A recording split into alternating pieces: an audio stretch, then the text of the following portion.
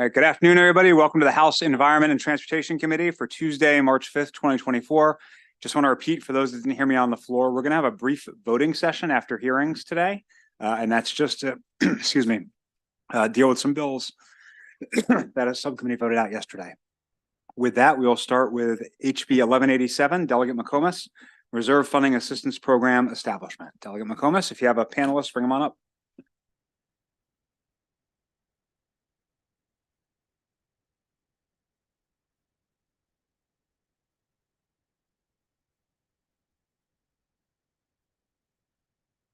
Transportation, so I'll try to do a good job.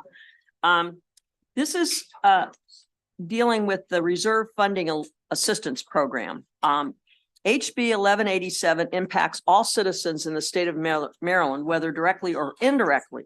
As you know, many of our retirees, disabled, and elderly have chosen to downsize and buy into a condominium in a common ownership community.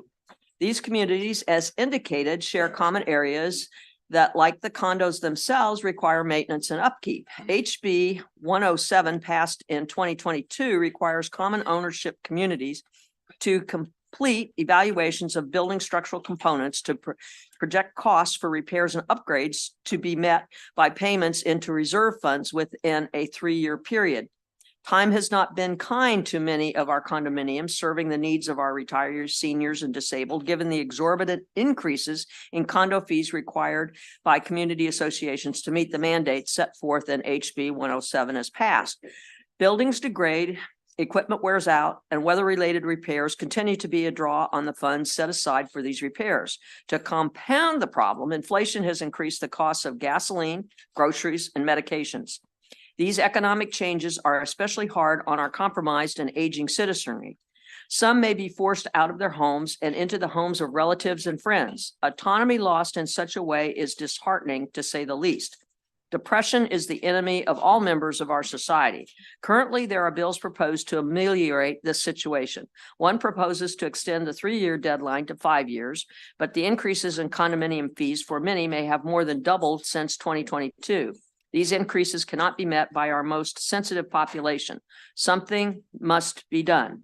HB 1187 proposes the establishment of the Reserve Fund Assistance Program that, upon application of those 62 years old or older, disabled, or unable to work due to injury or medical condition, or a compromised by a defined disability, may seek relief from the proposed program to be funded in 2026.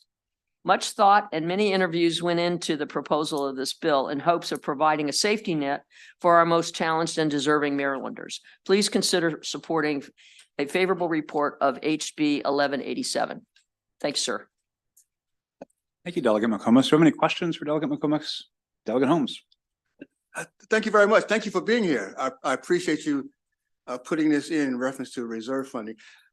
Who's going to fund it and et cetera? I was hoping maybe you would, Delegate Holmes. No, I'm just kidding. Since you're kind of the fault to this. No, I understand the need, and I understand where you're coming from, and that we do need to deal with some of these issues. But the problem is, I got a phone call from a constituent over the summer, and he said that his HOA fees were they were already $200 a month. Okay. And he's on a fixed income, retired, and they were going to go up another $300. Now, thank goodness they didn't go up the 300. So it would be, $550 a month, but they went up $144. Now, they did the reserve fund. We don't know what is encompassed in that and what they require. But the bottom line is, a lot of these people just don't have the flexibility to come up with all this chump change, so to speak, because of the cost of gasoline, of electricity, and more importantly, of food. I mean, I go to the grocery store every week and get all bent out of shape because the prices keep accelerating. So everybody's under this crunch, but I think you cannot put people that are on, basically Social Security, limited retirement, and think about, we're in appropriations, we're getting all these emails from people that are going to have to go to the Medicare Part D program for their retirees for their prescription drugs. Everybody's getting crunched, looking for the dollar, and there is no Rumpelstiltskins in the back spinning straw into gold. So it's a problem. I got it. I understand all that. All I'm trying to figure out is, it sounds like you said the bill is going to be a funding program. Who's going to fund it? I'll read the bill. Well, the funding source is, I think Delegate Holmes, you and this committee that passed the bill probably are in a better position to figure out where is there a funding source. I really don't know of a funding source. I know that we're raising fees, and I know we're raising licenses, and everybody's crunched. I'm just saying that I think we need to do something to help our folks that can't go in and go back to work, because they're not computer literate, or they just can't go back to work. So, so I'm counting on you, Delegate Holmes, because you and I had a lot of conversations over the interim. What can we do? And there is no magic bullet, but I'm hoping that this committee with a lot of bright people can maybe figure something out that will work. Or maybe extend the need for the survey for a longer period of time instead of 3 years, and they have to come back with everything. That maybe it just be. One lady wrote me, and hopefully you have her testimony, but she said she thought that they're a place, I believe, in Carroll County or Frederick, I'm not sure which, but she said they do special assessments when they have a need.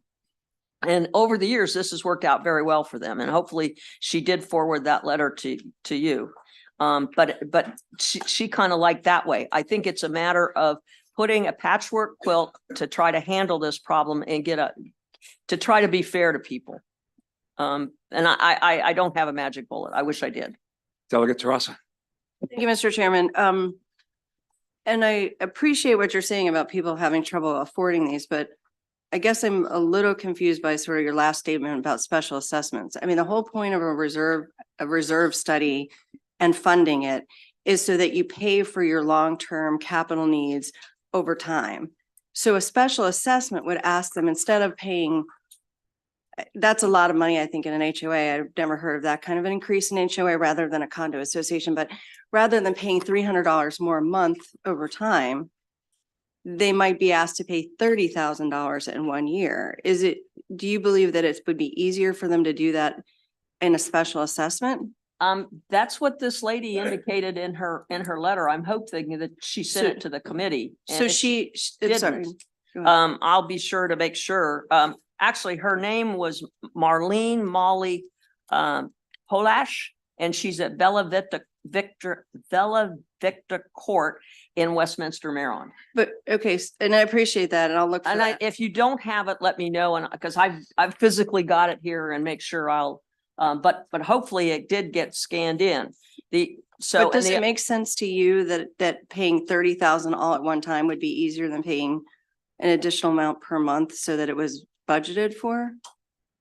That's not what I've heard from my constituents in Harford County. That's easier to pay a $30,000 lump sum. This lady, who actually lives in a condo that has been. I mean, I can read the part that she said that's what she would like. So, but I'm just saying that she lives in a condo. She's been there. She and I think another person are continuing to work, and everybody else is retired, and that seems to have worked. I appreciate it. Thank you. I mean, in other words, I guess what I'm saying is if it just depends on what works for people. And I mean, she wouldn't have said that. And she said in her thing, she liked all three bills. So Okay. she liked Delegate McComas, I think we got it. 218. Delegate McComas, we got it. Thank you so much. Okay, sorry. All right, I do not see any further questions for Delegate McComas. Is Lisa May from the Marathon Realtors here? Thank you, Mr. Chair. Thank you. Good to see May I be you. excused? Please. Okay, thank you. Lisa, go ahead when you're ready.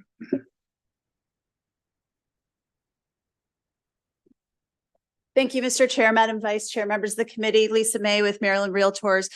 We are favorable with amendments on this bill. We thank Delegate McComas and others who have offered solutions to help associations fund their reserves. Our amendment to this bill looks specifically at page 2, line 20, with the word or. our reading of this means that someone who is 62 years old or older can apply for this funding regardless of their financial needs. And we think that this should be in some way means tested, income limited, and used for someone's primary residence, just so that we aren't funding someone's, someone very wealthy, their second or third home with funds from this. So with that consideration, we would ask for your favorable report. Thank you very much. Are there any questions? Okay, that concludes the bill hearing on HB 1187. We'll now turn to Delegate Stein, HB 1179, Housing and Community Development, Pets and Housing Developments. And Delegate Stein, if you have any panelists, please bring them up.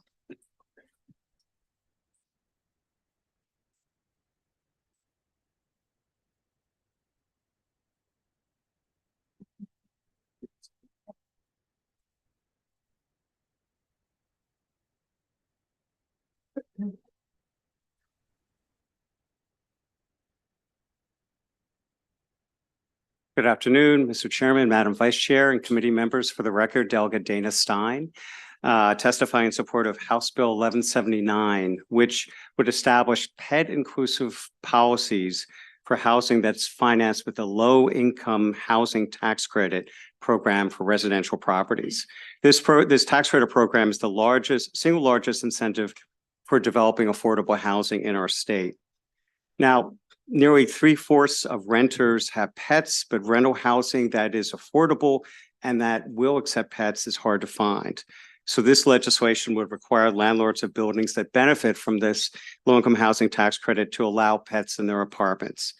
The bill applies only to developments that receive these tax credits after January 1, 2025. The bill specifies that state and local restrictions related to leash and insurance requirements and the prohibition of dangerous dogs still apply. And with our amendments, we do address many of the opponents' concerns. For example, we take out the prohibition on requiring any compensation or payments from a resident for having pets. We allow limitations on the number of pets and their weight, and we specify that an owner may not be held liable for damages unless the damages were directly related to a material defect that the owner had notice of and failed to repair. So with that, Mr. Chairman, I urge a favorable report, and I know my panelists will provide additional explanation of rationale for the bill. Thank you. Thank you. Good afternoon, Mr. Chair, members of the committee. My name is Jennifer Bevan Dangle. I'm the State Director for the Humane Society of the United States here in Maryland, and many thanks to the sponsor for taking on this important issue.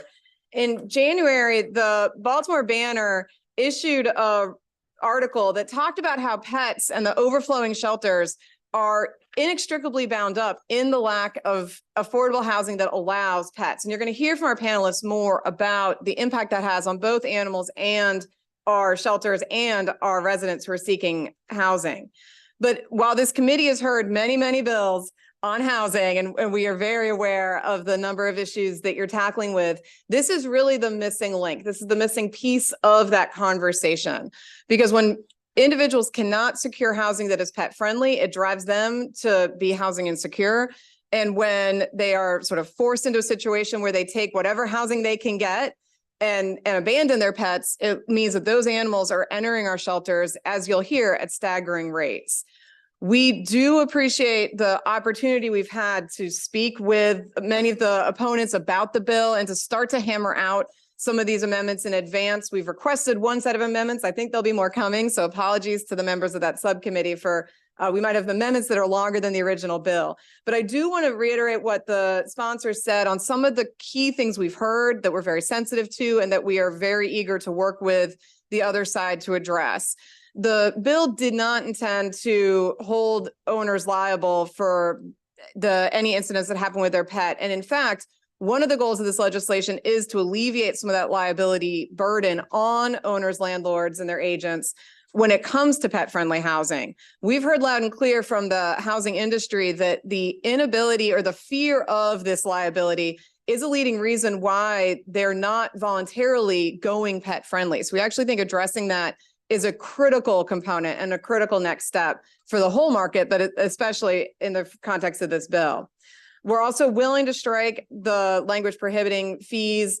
There is a conversation nationally about what level of fees are reasonable when we're talking about pets. And sometimes these can be very burdensome on low-income individuals. But we understand within this housing segment, because they're rent capped, it's important to allow them to cover the costs that are associated with having pets in their apartments. And then there are some additional amendments that we're happy to continue working through, but we do urge a favorable report with this ongoing conversation around amendments.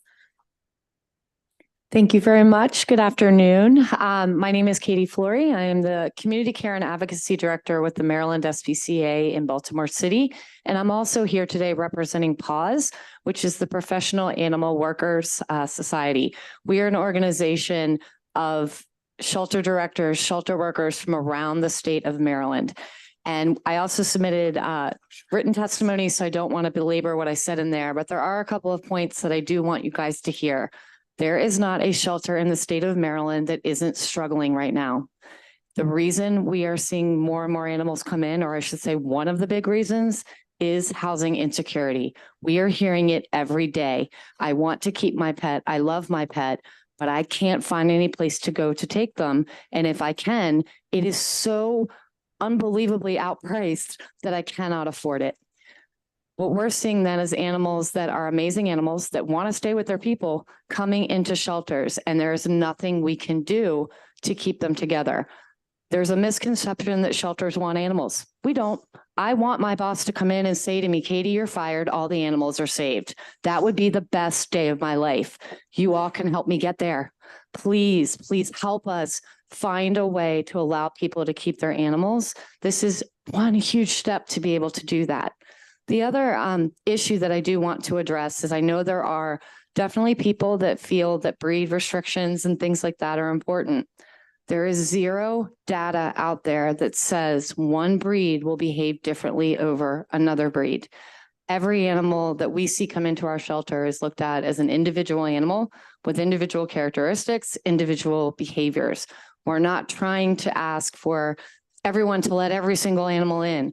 We're asking for people to look at animals as individuals and allow them to stay with their people. Please provide a favorable report, and thank you so much for hearing us today. Good afternoon, Chair, Vice Chair, and members of the committee. My name is Mary Ann Tabrizi. I'm a Humane Policy Volunteer Leader with the Humane Society of the United States, asking for support of House Bill 1179. As your constituent in District 16, Chair Corman, I also want to thank you for all the work you do for District 16. So we understand the concerns of housing providers, but allowing pets can be good for business. I'd like to share 4 key points from a recent 2021 Pet Inclusive Housing Report by Michelson Found Animals Foundation and the Humane Animal Bond Research Institute. This is a national research survey of rental owners, operators, and residents about pet-friendly housing. And although it's a national survey, I think it can shed some light on us here in Maryland. First, easing restrictions on pet rental housing communities can attract a wider pool of residents. While it's been found that 76% of housing market is pet-friendly, restrictions on the type, the breed, the size of pets mean the available market is much smaller for pet owners, especially lower income pet owners trying to find housing. Second, residents in pet-friendly housing tend to stay 21% longer on average, leading to improvement in residential retention. Third, the average pet deposits and fees often more than cover damages pets might cause. It was found that fewer than 10% of all pets cause damage of any kind. Pet-owning residents pay an average of about $864 in deposits, as well as an average of $600 over a year in monthly pet fees, while the average dollar amount of repair of damage caused by pets is $210 to $430. Fourth, 11% of renters say they have unapproved pets and they avoid fees and pet deposits in the process. So operators that have a good pet policy can recoup these pet fees, better protect their property, and have the ability to generate more revenue. So allowing pets can be good for business. Thank you. Good afternoon, Chair Corman, Vice Chair Boyce, members of the committee. My name is Lisa Radov. I'm the President and Chair of Maryland Votes for Animals, here in support of HB 1179. You've heard this bill is good for business. You've heard this bill helps shelters decrease the intake. You also are familiar with the subject of pets and housing because thanks to this committee, you helped pass Delegate Stein's evictions bill last session. Okay, talking to college kids, you can tell. But I also want to say that over the past sessions, this committee has heard other bills. We had a bill with the tax credit for landlords who did provide pet-friendly housing that didn't move. We also had a bill for a task force that didn't move. So because of that fact, we felt that this fall we should convene all of the stakeholders, and we had a pet-friendly housing summit. And you will hear from Dr. Locke, as well as you've heard from some of our people today, in terms of how we got this bill together, in terms of how we can make the best type of compromises and the best policy for people so that they can stay with their pets. I want to thank Delegate Stein for sponsoring this bill, as well as my colleagues for their testimony. We feel that this bill will help solve this problem, and I look forward to hearing a favorable report. Thank you. Thank you. Delegate Stein, would you like us to bring Dr. Locke up on the virtual before questions, or is he part of your panel? Yes, please. Great. We'll bring up Paul Locke, Johns Hopkins University. Please go ahead, sir. Thank you very much. My name is Paul Locke, and I'm a professor at the Department of Environmental Health and Engineering at the Johns Hopkins Bloomberg School of Public Health in Baltimore. I hold a doctoral degree in environmental health sciences, and I'm also an attorney. I'm admitted to practice before the bars of the state of New York and the District of Columbia and the bar of the United States Supreme Court. And during my law practice, I focus primarily on environmental law and also advise clients regarding real estate transactions. As a Hopkins scientist, my colleagues and I have been studying issues associated with pets, also called companion animals, and their role in improving public health and welfare. My aim in giving this testimony is to bring these experiences and research perspectives into the analysis of HB 1197. As I'll explain, the provisions of HB 1197 align squarely with public health science and the concept of One Health. Based on my research and practice, I believe that HB 1197 will benefit Marylanders, and I support its passage. HB 1197 is meant to remove unnecessary barriers for low-income tenants and their pets in certain rental housing. It applies to owners and or agents of housing that have received an allocation of tax credits from the low-income tax credit program.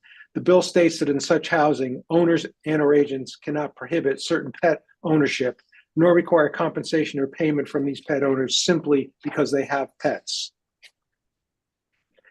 HB 1197's objective is to keep companion animals and their owners together. This is an important public health goal. Our research and the research of other public health scientists has demonstrated that this bond is strong and improves both individual and community health.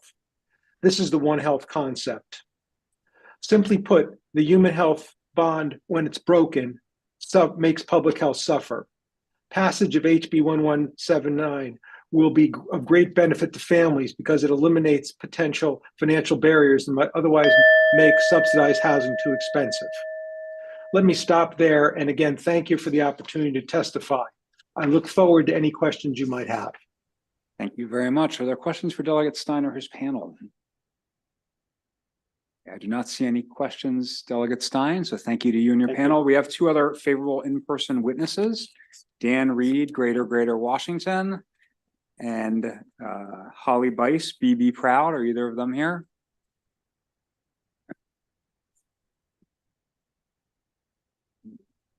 Please begin when you're ready.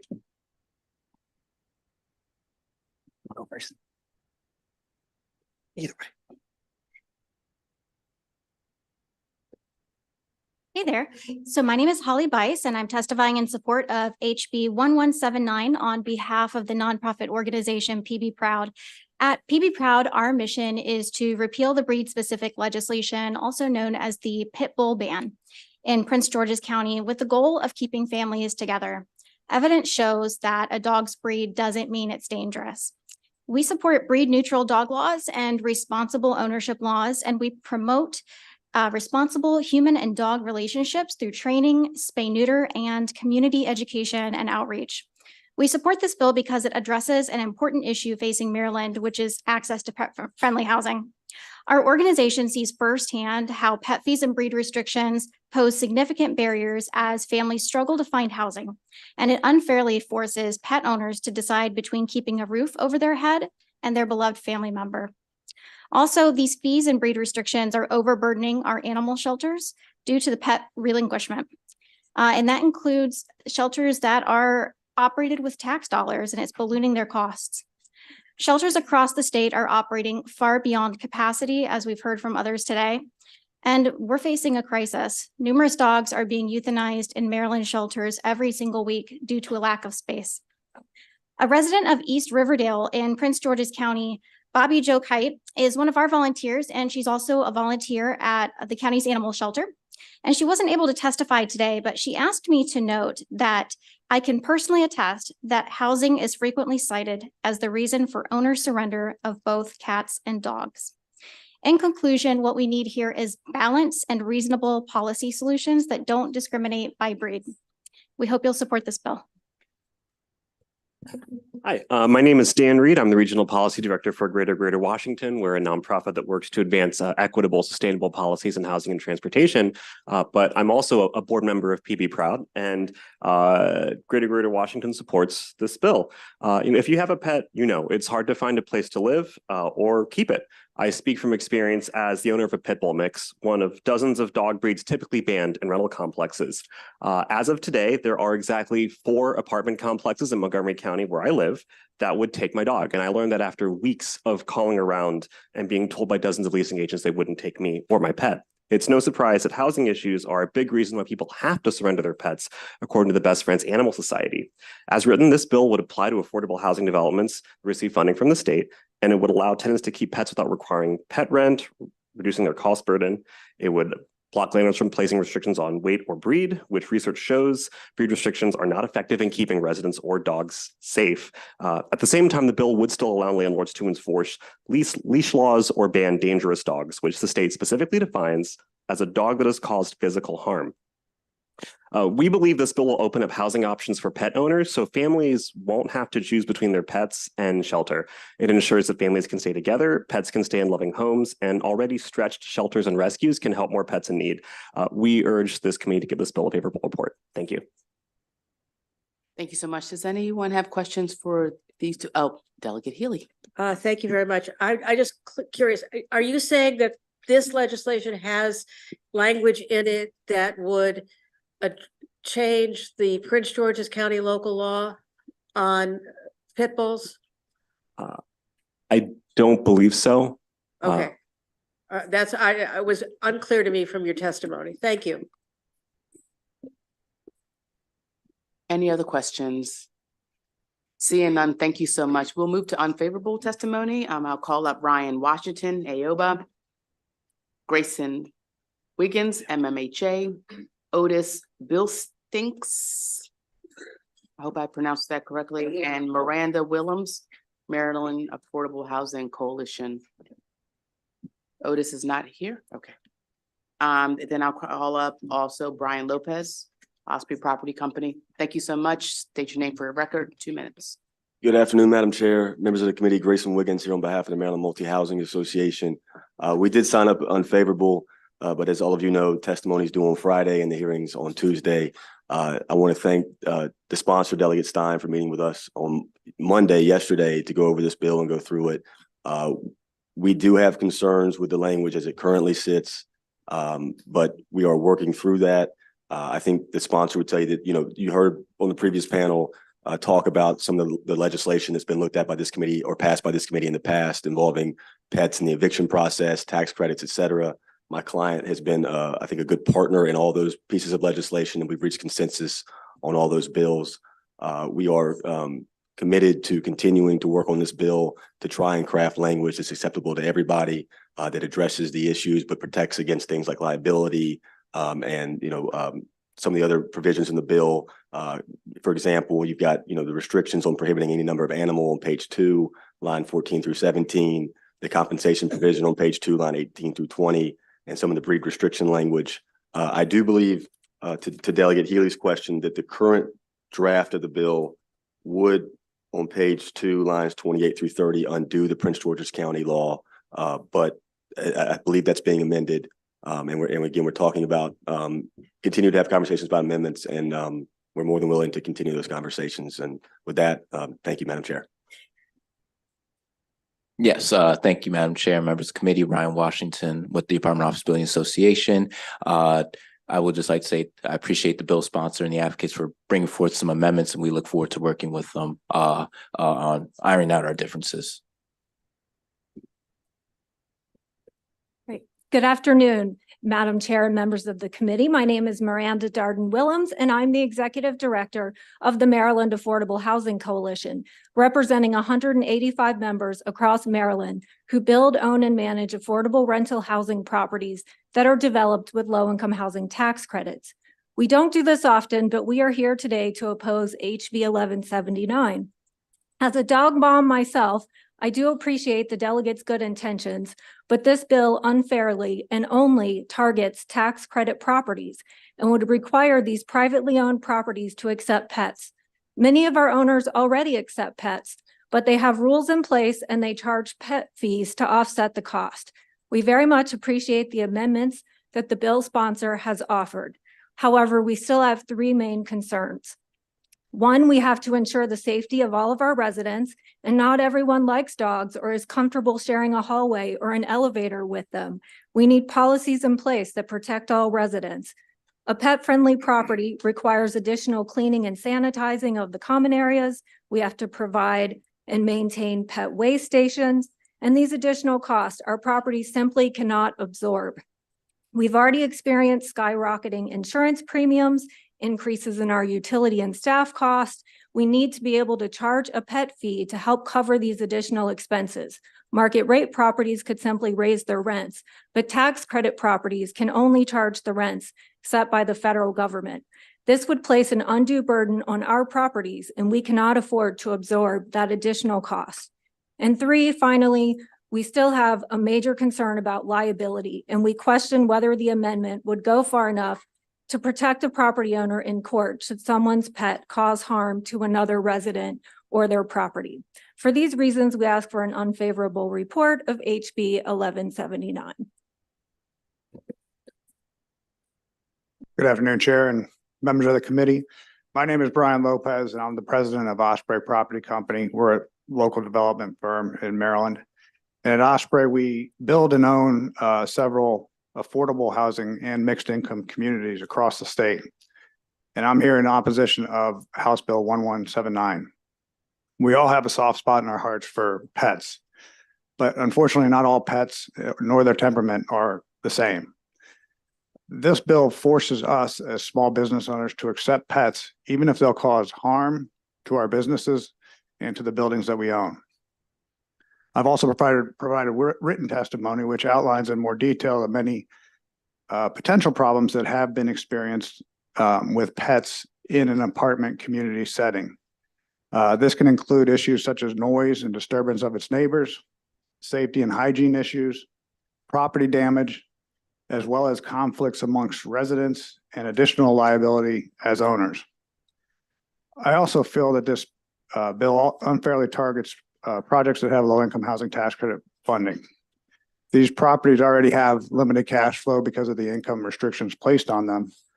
And over the last couple of years, as Miranda said, the operating costs have gone up, insurance costs have skyrocketed, and higher interest rates are causing all of these properties to have financial instability. This would be another cost and liability that owners just can't absorb. Not to mention, I believe most of the owners and the managers that we deal with in our industry, both market and affordable, already have reasonable and responsible pet policies to help ensure that pets that are in the communities are suitable for apartment living. All of our projects at Osprey are pet friendly, but we do so with reasonable policies in place. So we're not against pets, but we are against House Bill 1179. Thank you. Thank you, Mr. Lopez. Can you swap out with Kathy Howard so we can round up the unfavorables, and then I'll open up for questions from the committee. Thank you so much. Thank you. Thank you very much, Chairwoman Boyce. Kathy Howard for Regional Management Incorporated. I think I'm going to be very quick. We are clearly in favor of working on this bill. We're not there yet, and we certainly understand both sides of the issue, and we're looking forward to working with the sponsor and with the rest of the folks who are interested here. Delegate Stein. Thank you, Madam Chair. MMHA and AOPA, I appreciate your willingness to discuss sort of fine tuning the liability language. So, would you have reasonable concerns? And so I just want to ask Miranda if you'd be willing to do the same. Absolutely. Great. Thank you. I think that answered my question, but I'm sorry. I'll go ahead. Sorry, Delegate Guyton. Thank you, Madam Chair. Certainly you may ask your question if you have one. Okay. Thank you. Actually, my question was for Mr. Lopez, but it's fine. He's in the back, but it's nice to see you again. Yeah, it is for you. So if you don't mind. I appreciate the work that OSPRE does in building and developing low-income housing. And I recognize, and also I think we all appreciate the fact that you do have reasonable pet policies in place. I'm wondering if you can answer two questions for me. First of all, we heard in the first panel that they were actually open to amendments in order to deal with the liability issues, which Delegate Stein just asked about, and also a pet fee, which is something that you mentioned, I believe, in your testimony. And I see some heads nodding that they would be amenable to having those conversations. So my first question to you is, would that make, in your mind, a big difference in whether or not we should move forward on this bill? And then the second, as you answer that one, what are the policies that you have in place in your properties, and would they be affected? How would they be affected by what's being proposed here? So we would certainly be willing to work with Delegate Stein and the Humane Society. I did speak to Jennifer as well. So we are at OSPRE amenable. I do have a general, I guess, a hard time accepting putting this type of policy onto private business owners. They have to pay their bills. I've seen so many projects underwater this year that owners have had to feed the projects. It would almost be as if you would take a private business like a veterinarian clinic or something like that and say you have to provide free vaccinations to these communities, or to a grocery store and say you have to provide free dog food because people can't feed their pets. So for those reasons, just on a practical purpose, I don't think it's the apartment owner's responsibility to make those changes. From OSPRE's perspective, we do have pet policies. We actually go through, and our fees are nominal. I think it's $20 per pet. And we have a screening process. We actually have the owner come in, interview with the dog, and do those sorts of things. So this bill might not necessarily affect us, but we also don't know. So our insurance companies require us to submit pet policies to them for insurance. Our insurance increased to 150% this year, went from $300 a unit on average to about $450. And there's some projects that are going up beyond that. That's because we have a big portfolio and a master policy. Some owners are facing even more than that. So we don't know how this is going to affect insurance. And you also just don't know until you get a dog into a project. I have a German Shepherd.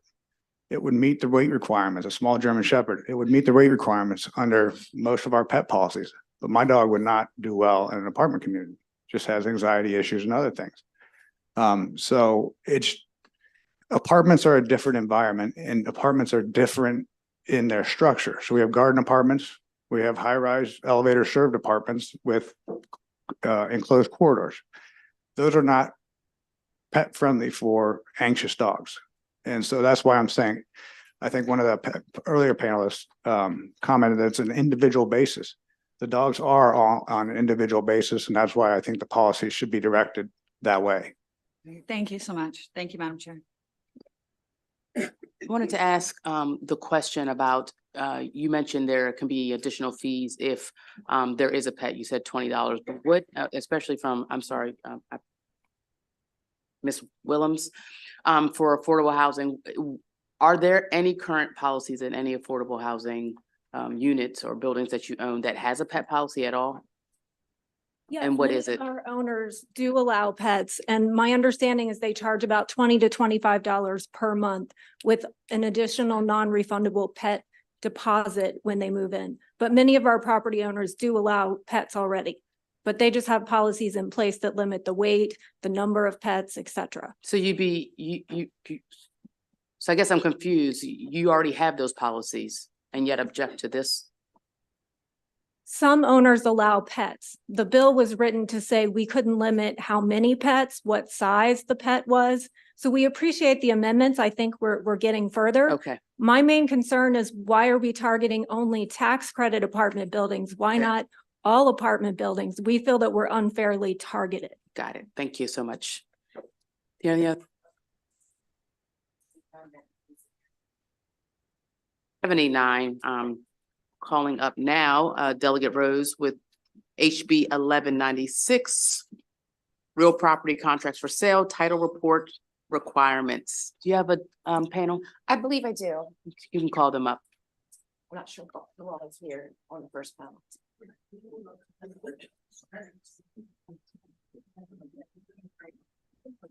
So good afternoon, everyone. Thank you, Madam Chair, for the opportunity to present House Bill 1196, real property contracts of sale title report requirements. This bill has been heavily amended to the point where we've actually turned it into a task force. I do not believe any of you have that yet because I don't think my office has received it. This has become an ongoing problem. I will be brief because I have a representative from the clerks of the court, and my clerk of the court in Carroll County brought this to me over the summer. So it's an increasing problem with fraudulent transfer of deeds. And we had a situation in Carroll County. We've had some on the Eastern Shore, and it is turning out to be quite a problem. And so as we spoke about this bill, we did model a little bit off of a bill recently passed in Florida, which was a little bit more simplistic. But we felt that we wanted to be a little bit more comprehensive in what we do here in Maryland to protect our consumers.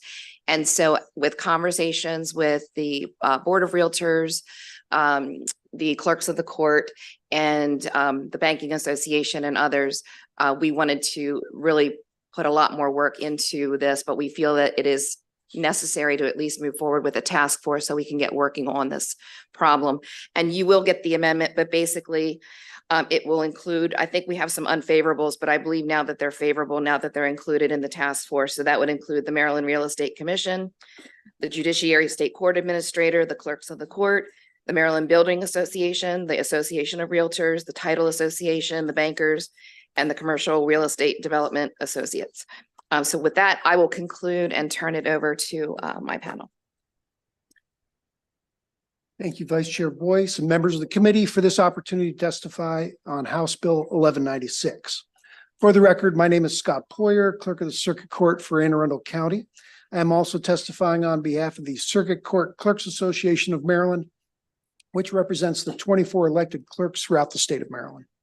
The clerks of the Circuit Court have reviewed the bill and met with the sponsors to recommend amendments for consideration. The clerks believe it is important to do more to prevent property fraud, which is becoming a growing problem in Maryland and nationally. To this end, we've recommended amendments to form a property fraud prevention task force to coordinate efforts among the many parties that are involved in this issue. With the recommended amendments, the clerks ask for a favorable report on HB 1196. Thank you very much for the opportunity to testify, and I'm available if you have any questions. Does anyone have any questions? Delegate Healy. Thank you very much. I just want to be clear. You support this with amendments, right? You do not support it as is. That's correct, Delegate. Thank you very much. Delegate Holmes. Thank you so much. I appreciate you bringing this to us. Both of you have mentioned fraud, but you haven't said what kind of fraud. I'm just kind of interested what's being, what are we solving? So obviously there's a problem. What is the problem? And I don't know if the realtors are going to come up to speak as well, but if you read their testimony, in 2022, the FBI has estimated that title fraud has resulted in the loss of nearly $400 million. Scammers will forge a deed, then transfer their fraudulent ownership in a home to an unsuspecting buyer, I got it. or they will take a home equity loan out on the property. Sometimes they will steal an owner's identity, find a vacant home or land, and then transfer the property to an unknowing buyer. So that's where this is coming from, brought to us by my clerk and the Clerks Association. It's become one of their top priorities. I got it totally now. Totally. Thank you. Delegate Tarasa. Thank you, Madam Chair. And just to clarify, that was basically my question, but I thought I heard something about the concern about the bill was fraud, or is the concern being addressed by the bill fraud? So we attempted to draft a very comprehensive and ended up being quite complicated bill. And so when all of the interested parties got together and brought their individual concerns, we really felt that there is a lot that we could do to work on this problem, but that everybody really should have a seat at the table so that each individual industry has their concerns addressed to come up with something that would really make sense so that we can work on this problem next session. Okay, so the problem with the bill is trying to solve is fraud. It's not that people are concerned that the bill would lead to more fraud. No. It just needs to be. Yeah, I didn't Okay. draft a fraudulent bill. Yeah, sorry. Well, no, I know, but I thought that's what you were saying. Some opposition was that there might be some fraud issues. No, so in particular, I know the Title Association was concerned with some of the prescriptive language Okay. in the requirements and things of that nature. So we wanted to bring everyone together so that we would have a good comprehensive bill moving forward. Thank you. Thank you so much. I'll call the additional favorable with amendments, which seems to be essentially your group.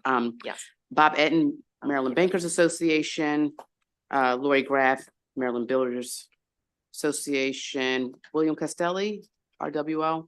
There we go. Thank you. Yep, I'll go ahead and start. Lori Graff, good afternoon, Madam Vice Chair and members of the committee. Lori Graff, CEO of Maryland Building Industry Association. As the sponsor mentioned, we did have a stakeholders group meeting not too long ago where we discussed the bill. We had some concerns specifically with the process of the bill, the way that title insurance is currently worked on and that type of thing. So we just had some concerns with the process. She was kind enough to work with us. We think this bill is a good bill. We do need to figure out what the problem is and how to fix it, but we have to do it in a comprehensive way because it's a pretty complicating process. So we want to make sure we get it right. So with that, we would support with amendments. Thank you. Thank you. Bill Castelli on behalf of the Maryland Realtors, and we also support the amendment and look at the task force. This is a really serious problem. And I can tell you there are a couple of states looking at it, trying to take proactive. Delegate Rose mentioned Florida. They're doing some interesting things, but trying to do it in a proactive way to identify it at the clerk's office. So we think there are definitely a need for a group to look at this, and it's not just a penalty thing, but there should be some best practices as well so we can identify it before it happens rather than trying to deal with the aftermath. So with that, we encourage a favorable report. Madam Chairman, members of the committee, Robert Enton on behalf of the Maryland Building Industry Association, and I endorse the comments of the prior two witnesses and urge you to pass the bill with amendments. Thank you. Any questions for this panel? Seeing none, we'll move to the two unfavorable. William O'Connell, MSBA. Tom Ballantyne, NAIOP. Good afternoon. I'm Bill O'Connell, the past chair of the past president of the Maryland Land Title Association. I'm the chairperson of the Real Property Section Legislative Committee. It sounds to me like we're here to approve a task force, and I agree that seller impersonation, fraud in the real estate, in the sale of real estate, in the financing of real estate is a really big problem. The criminals are working overtime, and so I would support, or will support the amendment to create a task force to create something that works for everybody. I would only ask that I didn't hear that the real property section of the state bar be included in the task force. So I would ask that that group be included too. Any questions for this gentleman? Seeing none, that concludes the hearing for HB 1196. We'll move to HB 1225, Delegate Holmes. Surprise, surprise, ground leases, application for redemption procedures. You sure can, sir. Yes. Ladies, first off, my name is Delegate Marvin Holmes. And thank you, Madam Chair and members of the committee. I'm sure that most of you know by now that ground leases were established by King Charles I in the summer of 1632. And if you don't know that, there will be a test later. What you have in front of you, ladies and gentlemen, is another method that I am attempting to utilize to try to redeem and or extinguish some of these ground rents. I don't want to go too deep into the woods. There are two major different types of Kathy. There are two major different types of ground leases. One is irredeemable and the other is redeemable. And if you have a redeemable ground lease, then you are required to register it. If you don't register it, it causes a lot of problems, particularly if someone is attempting to redeem those ground rents. And for those of you on the Housing and Real Property Subcommittee, there will be an in-depth discussion and a test to follow. And with that, Madam Chair, if there are no additional questions relevant to King Charles I, we can turn it over to Ms. Howard. Good afternoon, Madam Chair. We are Regional Management Inc. is has been for about 60 some years a manager of ground rents in Baltimore City and Baltimore County. We are in favor of this bill. We do have one small amendment to try to clarify what kind of information the ground rent owner owes to the tenant and how the ground lease holder, that would be the tenant, gets their information, and that's through a certificate of mailing situation. It's a little different. A lot of the ground rent requirements say that you have to send it first class with a certificate of return receipt requested. You know, the little green card that you get on things. Unfortunately, that is it's very unusual for somebody to even bother to pick up a green card piece of mailing. There is another type of mailing that is called a certificate of mailing. My testimony has appended to it some information about that. What that does, in essence, is it is the proof that the mailing to the tenant actually happened, and it is the responsibility of the ground rent holder to have that in their possession whenever they are trying to enforce anything with regard to the ground lease situation. It is their responsibility. It is very inexpensive, and it actually gets to the tenant by first class mail. Exactly. And nothing for them to pick up, lands in their mailbox, just like any other piece of mail. Thank you so much. I'm sorry, you were at the table, but there is also a favorable, and I'll call that Mr. William O'Connell, MSBA Real Property. And after that, we'll take questions, starting with Delegate Terrassa. Thank you so much.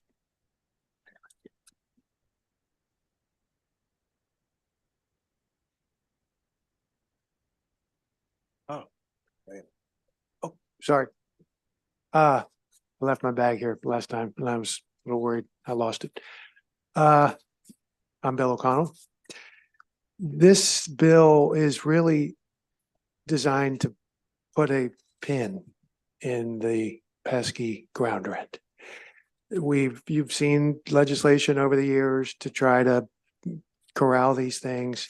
And this is really the last piece of the puzzle, because if the ground rent is registered, SDAT does not need to be involved. It's easier to just go to the ground rent holder and say, I want to redeem. What's it going to cost?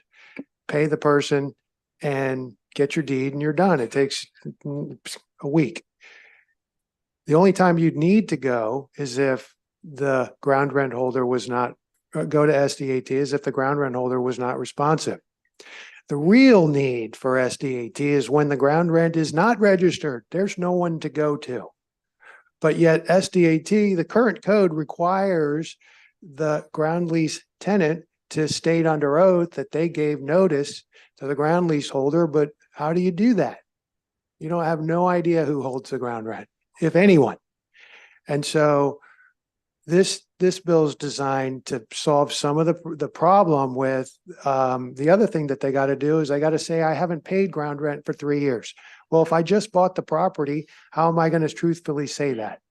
But yet the holder of an unregistered ground rent cannot collect ground rent if it's not registered and shown as registered on SDAT's website. So why would you require someone to deposit 3 years worth of background rent when it's not collectible? So really, this bill should help everybody, including SDAT. Thank you. Thank you so much. Delegate Tarasa. Thank you, Madam Chair. And I just want to clarify, since I know this will be on the test later. Because I know this will be on the test later. So I'm not sure I understand what the bill does. I can tell it's going to be helpful, but what does it do? You distinguish between redeemable and irredeemable. And then Mr. O'Connell said something about like if they're responsive or not responsive, or registered or not registered. But what does the bill do? So there's a requirement that all ground rents be registered with SDAT, whether it's irredeemable or redeemable. The reason why there are some irredeemable ground rents is because none of the ground leases ever say they're redeemable. And so back in like 1874, the legislature passed a law that said all ground rents from hereafter are redeemable. So really the only ones that are not redeemable are ones that were created before 1874. And believe it or not, there's still some out there. And they register those. Anyways, the reason why the bill is necessary is because all ground rents have to be registered. And if they're not registered and shown on the SDAT website that they're registered, the ground rent holder cannot collect ground rent. And so there's also a statutory process for redeeming ground rents. It's never been challenged. It's a process that allows people to go to SDAT, pay a fee, pay back ground rent, pay the amount of redemption, because all redemption amounts except for irredeemable ground rents are statutorily determined. There's a formula that you use depending on when the ground rent was created. So you know exactly how much to pay. And if I could, Madam Chair, to, like my grandfather used to say, be more specific with my specificity. The point of this whole thing is to redeem and to purchase the ground rent so that now you have a property that is fee simple. You have the house sitting on top of the land. You're paying for the ground rent for the land. That's when the king said you could build your castle on my ground. Right. You own the castle, I own the ground. What we're trying to do now is to allow everyone who wants to own the castle and the ground. That's what this is trying to solve. But didn't we already do that? Allow people to redeem this bill? Yeah, they're all redeemable. But what does this do to add to that? This makes it so it's actually possible for someone to redeem an unregistered ground rent. Okay, all right, thank you. Delegate Healy. Just, I understand, I think, most of what you said, and I think it's a great bill. I have a concern about what Kathy's proposed amendment, Ms. Howard, because I guess I lost all confidence in the US mail to deliver anything. I've missed too many things that have just, some of them were important that never got delivered, and then found out a long time later that I should have known something.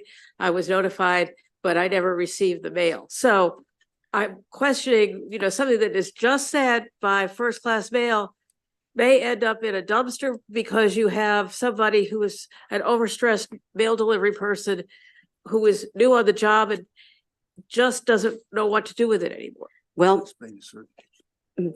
Right. And that has well, happened. I understand your concern. But there's two things that are at work there.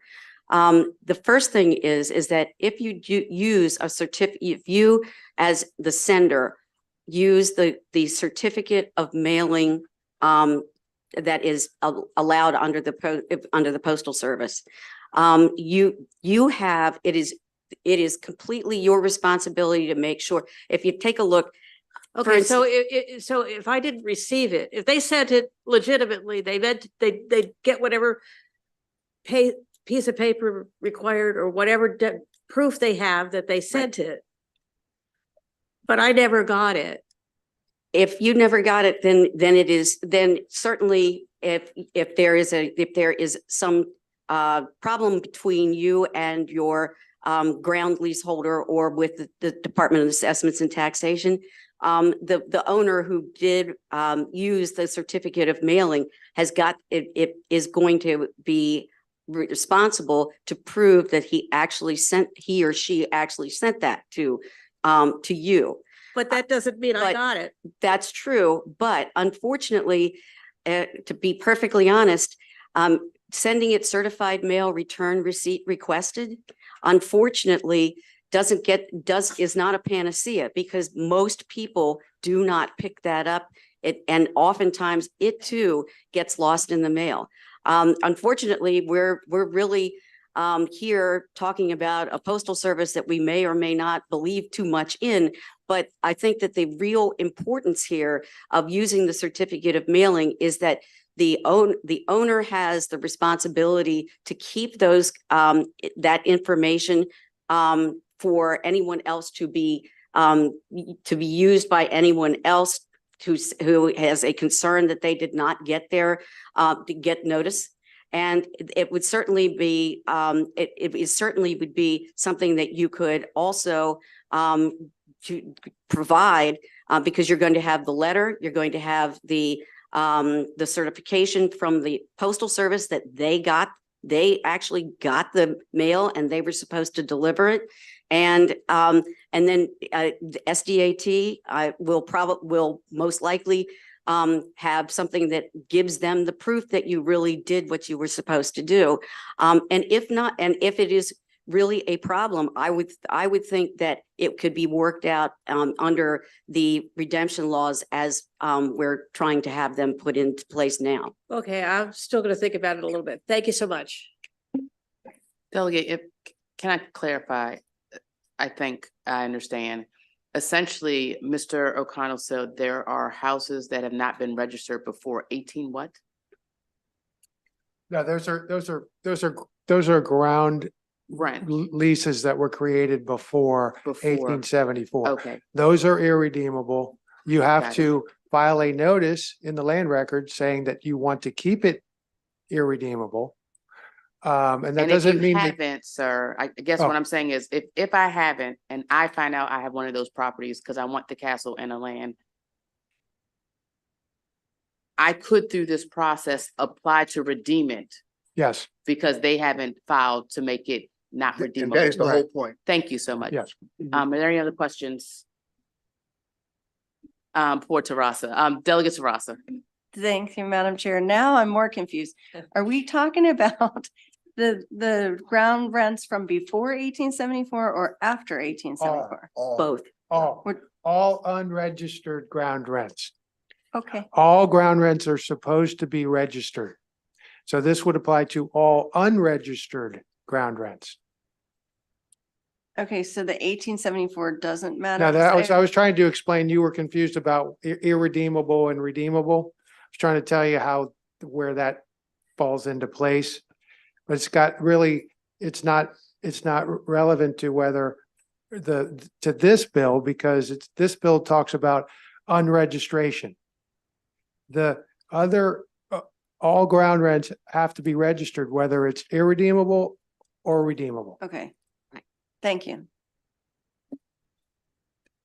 We thank Delegate Holmes for bringing us another interesting and complicated ground rent Yes, Madam saga. Chair. Yes, Thank ma'am. you And so I do much. not want any of you to fail my test. There are no other questions. That concludes the hearing on HB 1225. We will now call the home show, HB 1227, condominiums, mandatory insurance coverage, detached units.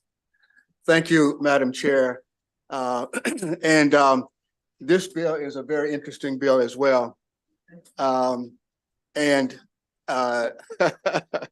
This, what we did last year was we passed a piece of legislation to assist a different type of development process. And what we were attempting to do last year was to write a piece of legislation whereby on a piece of land, you could construct detached units, okay? And on those detached units, the land developer was constructing, as I indicated, separate detached units. However, instead of having those separate detached units to be under a regime of a homeowners association, these detached units were under the regime of a condominium association. And all of you who are here truly understand by now that the regime that the development is under is not restricted by the physical structure. It is the covenants, conditions, and restrictions, and the bylaws and the governing documents that defines how that the community is going to be governed. This particular development, cluster development, because the houses were detached and kind of close together, is under a condominium regime. So we had to change the insurance laws to address to address detached units in a condominium regime. That's what we attempted to do last year. There became a whole lot of confusion in terms of the intent. And again, my grandfather is probably spanking me in heaven now because I was not more specific with my specificity. So now we have to come back here now to identify how condominiums are addressed in this type of development. Condominiums, as most of you know, the exterior of the structure is a common element. And because sometimes in most cases, a detached structure is insured like a separate house. So what happened after the legislation last year, some interpreted that you had to have a normal type of homeowners insurance, which insured the inside of the unit and your property, and the outside of the unit for a condominium, and some were being hit twice with their insurance requirements. That's the loose part of it. And Madam Chair, if you may, the persons who are here who are engaged in this can be more specific in it. I haven't had my insurance license in a long time, so I probably should not have attempted this last year. So they will be more specific in the specificity that I lost last year, Madam Chair. Either one. Okay, thank you. Good afternoon, Madam Chair, Delegate Boyce, and Delegate Corman, wherever he is. I'm not sure if he's here. My name is Tony Burke. I'm speaking on behalf of the Signature Club at Greenview Condominium and Community in support of HB 1227. I'm a member of the 2023 HB 98 Task Group formed by the board in September of last year to address the impacts of HB 98 on our association and our detached condominium owners. HB 98 was intended to introduce another option for affordable housing in Maryland by altering the master policy requirements for all detached condominiums. However, there were unintended impacts on condominiums with attached and detached homes. Boards had the option to exclude detached homes from their master policy coverage. Our board elected to continue covering the detached homes, but our attorney recommended that shall means shall. So detached owners were on their own, finding additional appropriate building coverage, causing great anguish among the owners, all seniors, many of whom are on fixed incomes. For the past 17 years, we had a master policy coverage on all condos and governing documents that treated all ownership equally. There were other impacts regarding 2023 HB 98, however. There was no database to find detached condo owners or mixed associations. HB 98 Task Group found 5 other mixed condominiums in Frederick, Howard, Carroll, and Baltimore counties, impacting 1,261 homes. And most likely there are others. Association insurance is issued annually by, so the board would need to review and communicate to many stakeholders its decision to cover or not cover detached condos under the master policy. Again, another burden and expense for our senior community. House Bill 1227 and Senate Bill 1015 will end the unintended impacts of 2023 HB 98 for all mixed, attached, and detached condominiums. We'll appreciate your favorable report. I have one other thing to ask with your indulgence. We have a number of other residents of our community who are seated here today who came down in support of HB 1227. So after we finish offering our testimony, if it was all right with you, if we could just have them stand and be announced. Oh, please stand down. There we go. Thank you for being here. Thank you.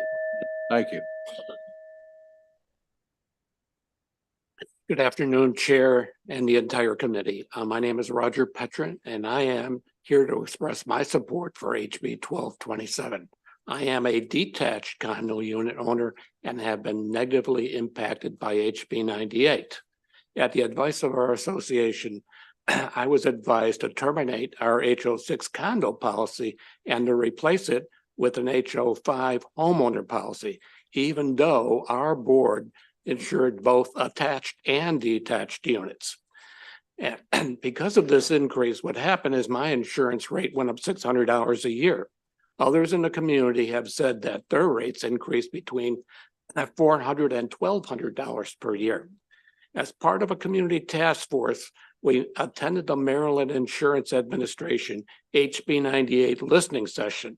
At that listening session, believe it or not, HO3s and HO5 policies were not designed for condos, but instead they were designed for homeowners. As a result, if I were to have a major peril, who has the insurable interest is the key question. Is it the homeowner or is it the insurable interest that belongs to the condominium association? And basically what I am saying here is that we have interest and the community has interest. And what we really want to accomplish today is that we want this committee to vote yes in terms of support of 1227, because we want to revert back and stop the confusion. We want to reduce our insurance costs, and we want to bring back owner HO6 policies to our community. Thank you.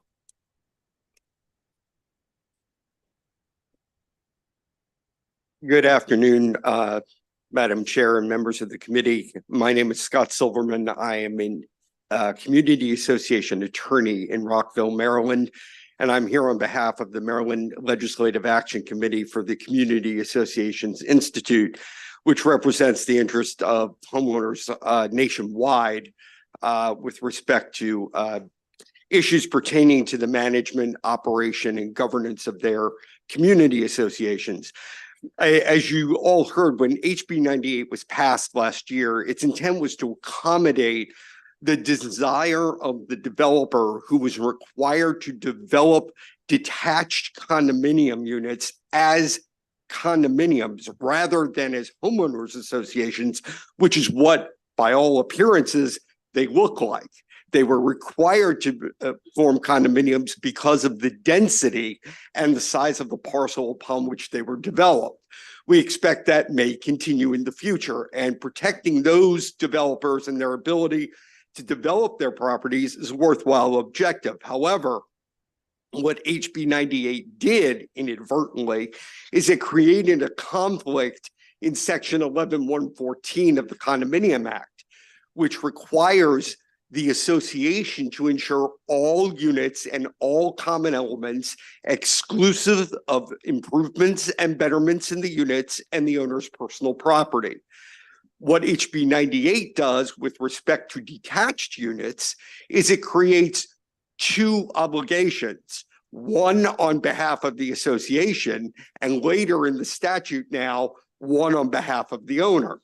Because of the provisions in the policies, that forces the association's policy to be secondary coverage. In other words, the owner's policy becomes primary when there are two policies that cover the same event. That is contrary to the intent of 11-114. If I may continue just very briefly. Thank you for your testimony. We'll have someone ask a question. Mr. Delegate, there's one more favorable. Can I call them up and then open it up to questions? Lisa May, Maryland Realtors, and then we'll open it up for questions to this panel.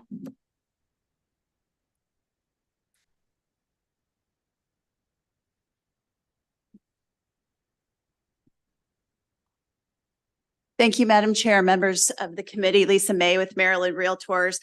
Many of you may recall that this was our bill, House Bill 98, and we worked on this bill for 3 years right here in ENT to create additional insurance choices for condominium communities. We have learned that instead of creating choices, there are some insurance companies and some association attorneys who, due to their interpretation of this, have done exactly the opposite, have taken away choices from community residents. That was not required under the bill. That was not required under the law as it stands today. And I feel like I also have to say for the record, that is not required by anything that Delegate Holmes or Delegate Arentz did. You will see in our written testimony that we have quoted language from an Attorney General's opinion and from a Maryland Insurance Administration bulletin, both of which say that there is nothing in this bill that requires anyone to move off of their master insurance policy at all. But those assurances are not really of any comfort to the residents of these associations when their insurance company or their association attorney is insisting otherwise. So to the extent that this bill clarifies existing law for everyone involved, then we have no objection to its passing. Thank you. Thank you, and thank you for that clarification. Are there any questions for this panel? Seeing none, I will call up Brian Popham. He is favorable with amendments.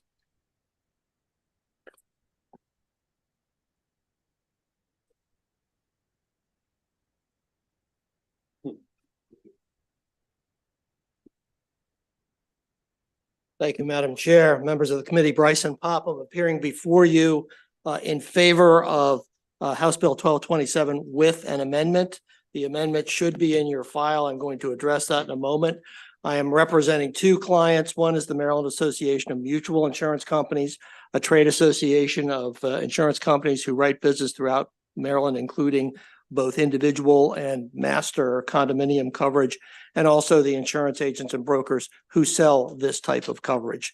We appreciate the efforts of the sponsor and of the proponents. And I want to let the committee know that just 10 minutes ago out in the hallway, I had a conversation with Mr. Silverman. We're comparing notes on proposed amendments, and I hope we can reach agreement on a common amendment we can offer to you. My point is simply this: does nothing to affect the substance of the bill. It's a notice requirement. There is a long-standing requirement under Maryland condominium law that the condominium association has to notify residents about their obligation under the master property insurance deductible. That's been there for a while. We are simply adding one additional requirement to that, and that is the obligation of an owner of a detached unit, if any, to provide property insurance coverage on that unit. Why? Well, you can hear the work, you did hear the work that went into this bill. I represent insurance interests. They are puzzled by this bill. In fact, in my rationale for my amendment, I also cite the commissioner's bulletin in which she said the administration has been informed that there are councils that intend to provide the mandated coverage to residential detached units through a policy issued to the council. Well, we need to know that. You heard the testimony of individuals here and these good people who stood up behind me. When they talk to an insurance representative, whether it's a company, agent, they have to be able to say, yes, I'm obligated to provide this coverage. This notice would do that. So with Thank you that, so Madam much. Chair, thank you. We respectfully request a favorable report. Does anyone have a questions for this gentleman?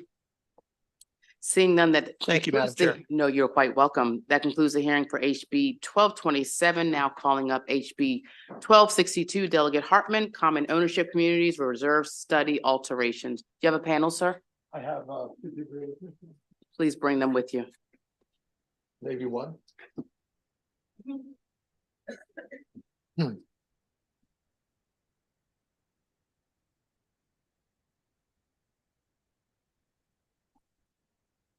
Thank you, Madam Vice Chair and members of the Environment and Transportation Committee. For the record, I'm Delegate Wayne Hartman with House Bill 1262, Common Ownership Communities Reserve Studies Alterations. I think I've been in ENT more than in my own committee this year. At least the last week, it seemed like it. The purpose of this legislation is to amend the statewide reserve study requirements governing bodies of certain cooperative housing corporations, condominiums, or homeowners associations. The proposed alterations to the reserve study requirements are first, to extend the number of fiscal years from 3 to 5, for which the governing bodies must attain the annual reserve funding level recommended in the initial reserve study. And secondly, it was to exempt governing bodies that contain 6 or less units. Yesterday, I had a great conversation with Delegate Holmes, and the purpose of the 6 units or less was to try to find a way to spread out the demand for these reserve studies, because with passing legislation, the demand for those who are qualified to do it kind of exceeded the number of people that are available. So the intent of that was to try to lessen the demand on the local engineers and so forth. So after the conversation yesterday, laying awake at night trying to think of a way to fix the world and fix this piece of legislation, maybe if we take those smaller number of condo units, say maybe 12 or less, and make those every 8 years or something. If we do a number 7 or 8 years, if we do 7 years, it would only be every 35 years that this demand for all condominiums would hit at the same time. If we did 8 years, it would be 40 years where they would all hit. So if we did 8 years, it would be in 8 years, 16 years, 24 years, and kind of spread out the demand on the people that need to, on the professionals that need to do these studies. To me, I know there are a number of pieces of legislation that have similar goals in mind. And so it's about coming up with ideas to make this better. I really think Maryland property owners are in for a perfect storm. We're all hearing of the assessments that are going up, tax assessments, certainly beyond the 10% cap, and so people could be affected with as much as a 10% increase in their property taxes each year. We're all hearing of the challenges with insurance. I know in Ocean City, with it being a coastal area, we're seeing insurance double. And now with the condo assessments going up because of this, it's certainly the perfect storm. I have some examples from some of the condominium associations, actual minutes. We have one 46-unit building with quarterly fees going from, or annual fees going from $5,200 to $8,400 a year. I talked about insurance going from $39,000 5 years ago to $140,000. Have another Rusty Anchor Condominium Association with, they're making a 13th payment instead of 12 monthly payments. They're making a 13th payment where someone has to pay during the year as much as $4,583 for the reserve studies. So these are all real numbers. They're real problems. I have another condo association, Allen Breeze. They're going from 2023 dues of $1,500 to $2,948, so doubling, which is common in most of their different variations. And it says here, this new requirement has caused a need to increase the annual reserve funding from 34,000 to 157,000. So over $100,000 a year. So these are very large, huge numbers. Some of the other things I think we need to consider and I really hope that, with time running out, that something very positive comes of this. I think we need to narrow the scope of the study. I'm hearing in the reserve studies, they're looking at aesthetic things such as carpet, paint, siding. And I don't think that was the initial intent of the legislation. So hopefully, when we're doing this, we can narrow the scope, we can spread out the demand and make it more affordable for these owners. I'm actually hearing from people where the, condos as their home, not just a second home, are no longer affordable. A local bank president told me he's concerned of a tsunami of condo sales. Looking at the number of listings that are on the market since December, the number of listings has increased 34%. We're right now for active listings over the 5-year average. And we know how hot the real estate market's been in the last couple of years, but 3 or 4 years ago, we weren't in this situation, and now we've surpassed that. So it's definitely having its impact on the market. It's going to impact Maryland's revenue. If we see a decline in property values of these condos, if we see a glut in the market, it is definitely going to hurt revenue to the state of Maryland, to our counties, and to our local governments. Ocean City has 1,200 condominium buildings with over 22,975 units. So that's why I wanted to have this conversation today.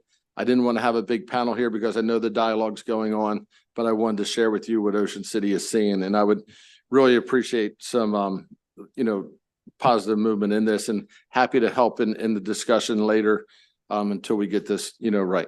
Thank you. Delegate, do you want to call up Bruce Bariano? Is he here? I don't know. I haven't, then no, sorry. I wasn't looking for him, but as I said, I tried to call off the panel because I just wanted to have the conversation. I didn't want to take too much time because I know you guys are doing a good job. And we had a great conversation yesterday. I know there's serious intent to fix the problem.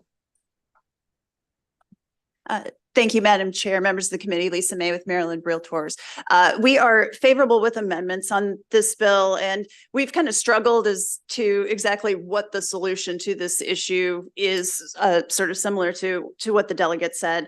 Moving from 3 years to 5 years, we think makes a lot of sense.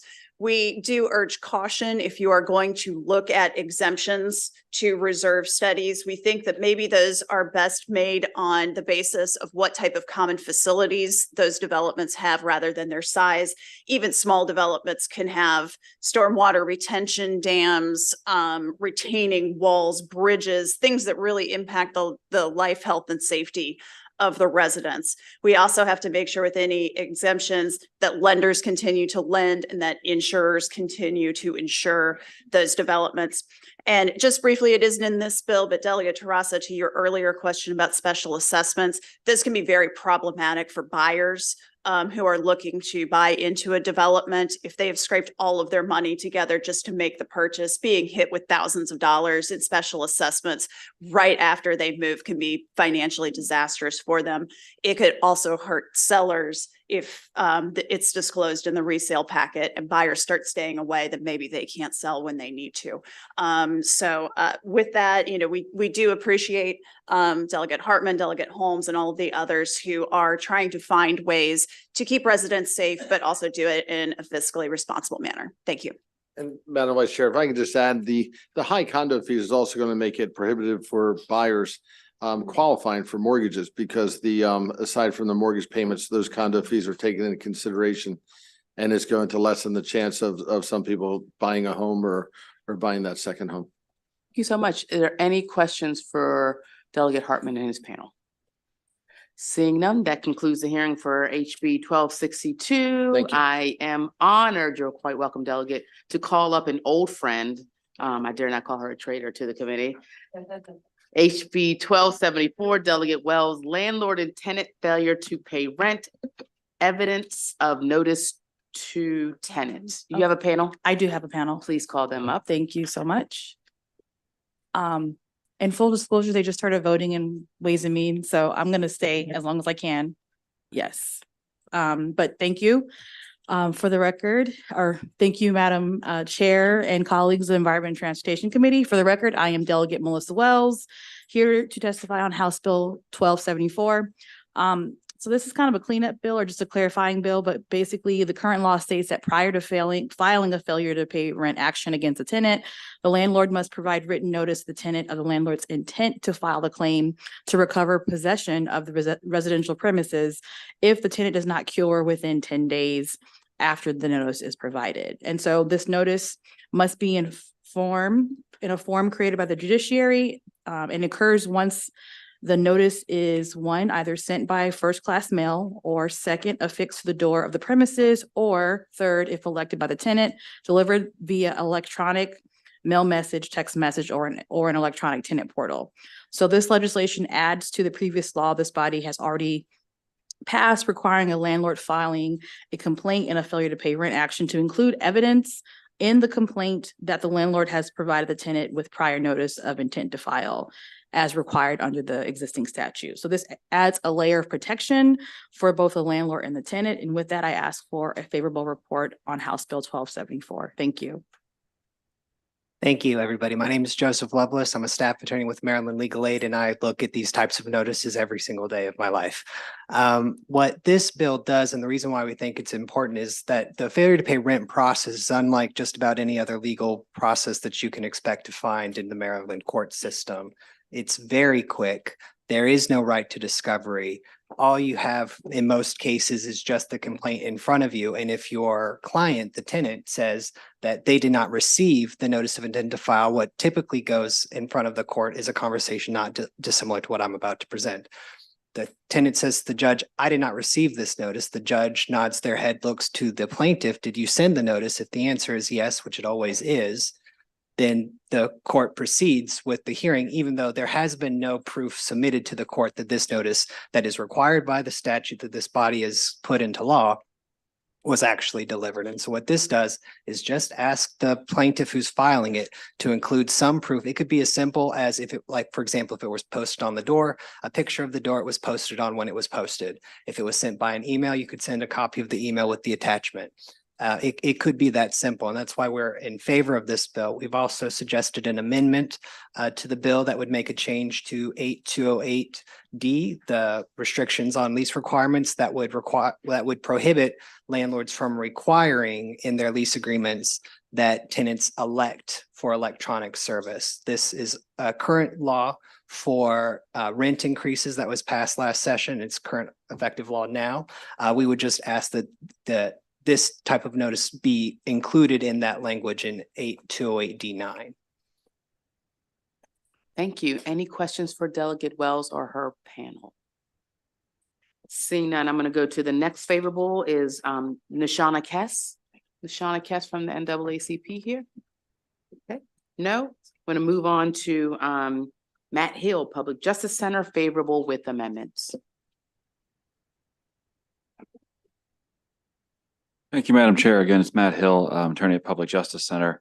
And I'll just echo what Mr. Lovelace from Legal Aid said. Similar concern. And again, every day we see in rent court the landlord's agent, who often has no real understanding of what's going on in the case. They're just there to represent the landlord. They don't have access to all the files at their fingertips, saying, yes, a notice was sent. Tenant says, no, I never got anything. And it's this he said, she said sort of conundrum that clogs up the court's dockets. It's also then somehow implicitly shifts the burden to tenant to prove a negative, right? That they never got the notice, which they can never produce any evidence of that. So we appreciate this bill. We thank the sponsor, and the amendment that we're suggesting is the same one that Mr. Lovelace addressed, which is to make this more consistent with the notice provision around rent increases. Meaning that landlords should not be able to require tenants to receive electronic notice. This is very important, particularly for our senior citizens, other folks who may not always use email. And if they don't want to use their portal or their email, they should not be required to do so. They should be able to receive the notice in the mail like we do in many other notices. Thank you. Thank you, Mr. Hill. Any questions for Matt Hill? Seeing none, I'll call up the next panel of unfavorables. Ryan Washington, AOBA, Grayson Wiggins, MMHA, Catherine Howard, Regional Management Incorporated.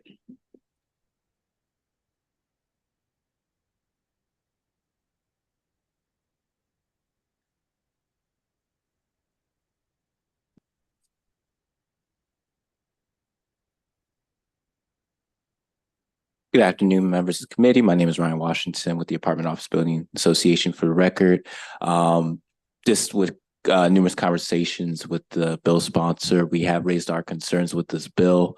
As housing providers, when they come into landlord-tenant court, already need to provide evidence of notice and require a statement to affirm that they provided such notice.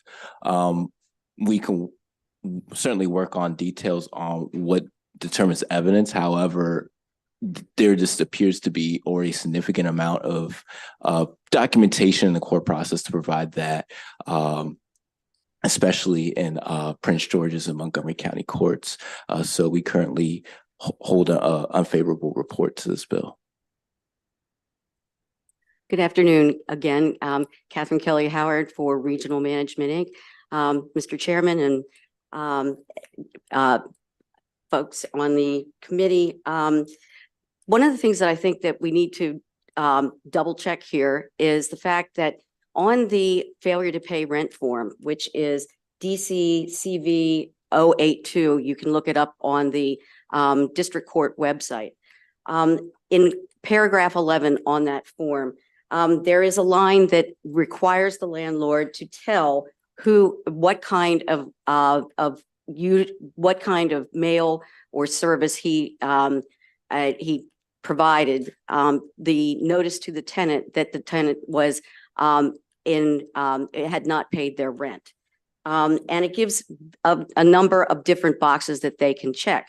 One of them, once again, is the certificate of mailing. The certificate of mailing is something that we just talked about. Appended to our testimony is a couple of forms that indicates how this certificate of mailing is done. You use if you have 50 tenants who have not paid their rent on time, you use this certificate of mailing. It's a firm, as they call it in the postal service, where you identify the names and the addresses of where you have sent the certificate of mailings to, and you have that for yourself to take to court with you to explain if there is a person there who says that they did not get it, that it did indeed happen and it did indeed get to the post office for mailing and to get into their first class mailbox. This is right now, there is no ability for us to append anything to the failure to pay rent form because it is a 5-page form that is a tear-off thing for the clerk's office to do. There's no way for us to, at the beginning of the process, at the filing process, for us to provide that information other than by checking the boxes as the district court has decided that is the proper way. Okay, thank you very much for your testimony. We have a question from Delegate Tarasa. Thank you, Mr. Chairman. Okay, so I'm looking at the form that you were speaking about. And I know you talked a bit about first class mail, return receipt requested, or whichever certificate of mailing, but that's not required here. That's just one of the options. Like they just have to check off how they notify. Is that correct? Yes, that's correct. On the DCCV 082, which is the failure to pay rent form, the landlord must check off exactly how they notified the tenant, right, 10 days ahead of time, that the landlord had not received rent. But isn't that consistent with what the sponsor of the bill was saying about, it's just a matter of the landlord or their agent, because isn't it true that the agent who may have no personal knowledge of this can sign this form? Well, if the agent is going to court and to represent the landlord, it's on the landlord to make sure that their agent knows exactly how they made that notification to the tenant. We have an agent that goes to court for us. We make sure that she has it for each docket, the exact number of certificates of mailing that we use to notify the tenants who are going to court, who are on the docket that day. But to clarify, under the law, there's no requirement of that kind of notice. It could just be affixed to the door, could be delivered electronically. And this can be signed by an agent. It says, these facts are set forth are true to the best of my knowledge. Yes, it's under the belief. penalties of perjury.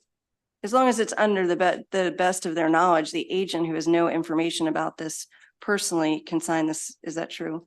The person who signs this is the landlord or the landlord's agent, and they're going to be held to being able to testify through what they say they are doing on that form. It's the first there's a variety, as we all know, in the bill, you can see it. There's a variety of ways that you can notify your tenant with that one, what's known as the 115 form. Right. And then the agent can say, to the best of their knowledge, that happened. Yes. Okay. And the judge can ask them for proof of that, whatever that may be. The list of certified mail, But isn't that what this picture bill's on the about? door, whatever. Isn't that what this bill is about? Providing that evidence? This just says they have to provide evidence that the landlord provided the notice. Right. So, so you're testifying in favor? So are you testifying in favor of this? I'm only testifying with regard to, I think that the evidence that it's already in the statute that we have to essentially provide that evidence to the court. I don't think that, frankly, I don't think that this bill is actually necessary, because that is if the court is in doubt, the court will ask for the evidence. Okay, thank you. Thank you. If I'm just to clarify, Ms. Howard, you're saying the sponsor said this was a clarifying bill. You're saying there is no clarification needed. Is that what I hear you saying? Thank you. Yes. Okay. Are there any other questions? Seeing none, that concludes the hearing for HB 1274. Moving on now to, I think Delegate Frida Hidalgo is voting. We're going to go to Delegate Addison's bill 1235. Her staffer is going to be presenting for her, I believe. Delegate Addison staffer. Are you? Okay, come on up. Do you have a panel with you? Yes. If they're here, you're welcome to call them up. This is, I'm sorry, HB 1325, Delegate Addison, individuals experiencing homelessness, address requirements, prohibition. You can start whenever you're ready. Okay, I'm sorry. I have one person that's in person. I can call them up. Okay, Miss Alfie Powell.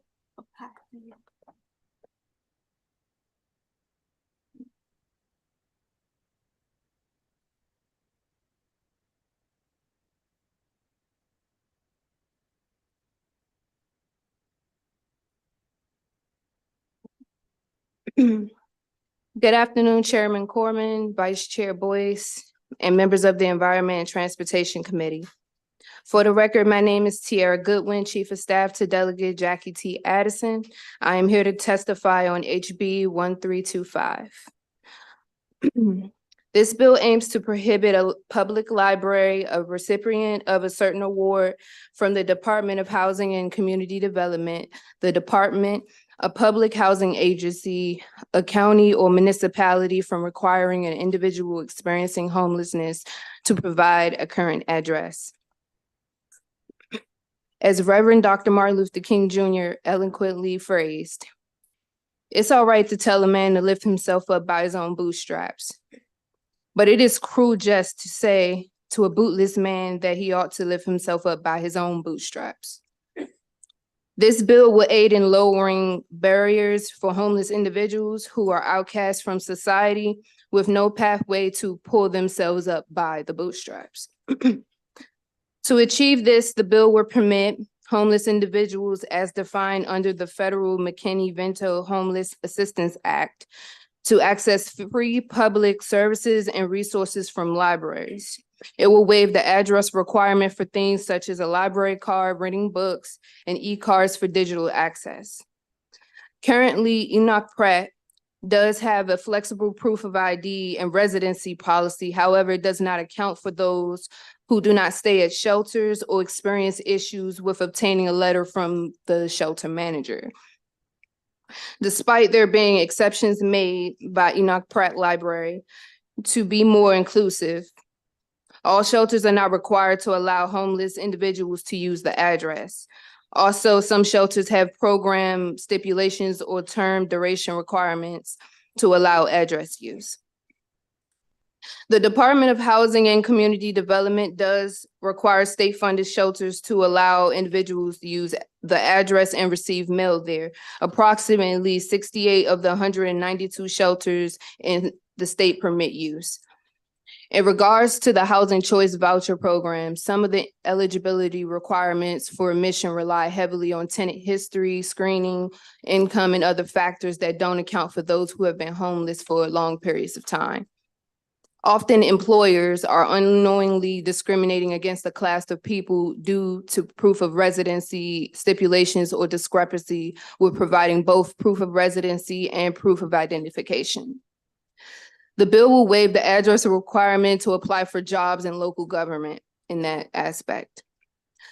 Lastly, the homeless population includes people with different skill sets, former professions, and prior contributions to Maryland as taxpayers. Housing should not be the deciding factor of whether you are able to reassimilate back into society or not. The people that are currently homeless were once our neighbors, co-workers, friends, defenders of enemies, both domestic and abroad, and taxpayers who pay just like the rest of us to be able to enjoy public funded services. We the people, by way of the Constitution, have certain inalienable rights, such as life, liberty, and pursuit of happiness. In the words of Dr. King, if a man doesn't have a job or an income, he neither has life nor liberty nor the possibility of the pursuit of happiness. He merely exists. Thank you, Chairman Corman, Vice Chair Boyce. I respectfully request a favorable report on HB 1325. Thank you. Please go ahead. Okay. Yes. Chairman, can the witness speak now? Okay. Yes. Yeah, please go ahead. Good afternoon, everyone. My name is Alfie Powell. I am currently looking for a shelter because Social Security has decided to punish me because I made too much money. My first request is, I'm sorry, I had a heart transplant and 4 strokes, and I was a barber. And while I was a barber, I had a studio of my own for 10 years, and I worked at Home Depot and Studio Live, simultaneous, not studio, live casino at the same time as my, my work in my barbershop. 2023, Social Security decided to let me go because I signed on to a program for Ticket to Work, and the Ticket to Work program, what I feel that was my downfall, and I'm requesting that you all not only increase the threshold for people who have disabilities and are on SSI. I'm requesting that the programs be adjusted for people who want to work. The Ticket to Work program told me that I could make as much money as I wanted to make, but the threshold with Social Security is $12,000 a year. They give $12,000 and I make $12,000. and that was only 24,000. That's poverty. When I filed my taxes in 2022, I made 31,000, and my job at NIH, I made 39,000. It's all still poverty. And I request also that you stop Social Security from punishing people. I am being punished because I cannot work for 6 months, and they want $20,000 from me and if I go back to work before the 6 months is over. The IRS has given GE Electric $423 million and a refund check, and GE never paid a dime on their taxes, but I paid $100 towards my taxes. So I'm a taxpaying citizen, and I'm about to be homeless. Okay, thank you. Thank you for sharing your personal experience with the committee. I know it's not easy to do. I think there's one virtual witness. Is that right? Initial Miller. Bring them up for 2 minutes, please. Please go ahead. Hi, yes, my name is Initial Miller. Greetings to everyone. Today, I'm here in support of HB 1325. This bill is very important. It is important for homeless residents, and it also will put in place protections for residents to connect to the services. I spent my childhood as a homeless person living with my mom who had various health issues. When she could, she did make a way for us. As an adult, I also went through homelessness. One of the things which was really close to me was having access to the library. When I read HB 1325, I felt a need to come today to testify. Of course, I spent about 3 years as a commissioner, as the Interagency Commission here in Montgomery County, Maryland, where I now live at, due to a lot of the programs that are offered to homeless residents. Homeless residents are human beings. Having access to resources is the only way for us to transition from out of homelessness. These also create preventive measures that need to be in place, and HB 1325 connects that really well in this legislation. And I believe that it should pass, and I hope that you consider supporting HB 1325. I will tell you that the days that where I was homeless, I would be at the library reading every day. That influenced me to keep on going and to know that I had somewhere to find safe shelter at. I also believe that HB 1325 puts in place access to different things that are going to help residents who are unhoused and unsheltered connect to resources. Without HB 1325. Thank you very much for your testimony. Do we have any questions for the panel? Yes. My first question. I'm sorry. I'm asking the members of the legislature if they have questions for you all who have testified. Delegate Foley, do you have a question? Yes, I do. And maybe this is for the sponsor or anyone who can answer it. So as I understand it, this would require libraries not to, or this would say that libraries cannot require an address from anyone applying for a library card. So this is for those who are homeless. If they don't have, well, actually on the Enoch Pratt website, they have different policies for forms of identification and proof of residency.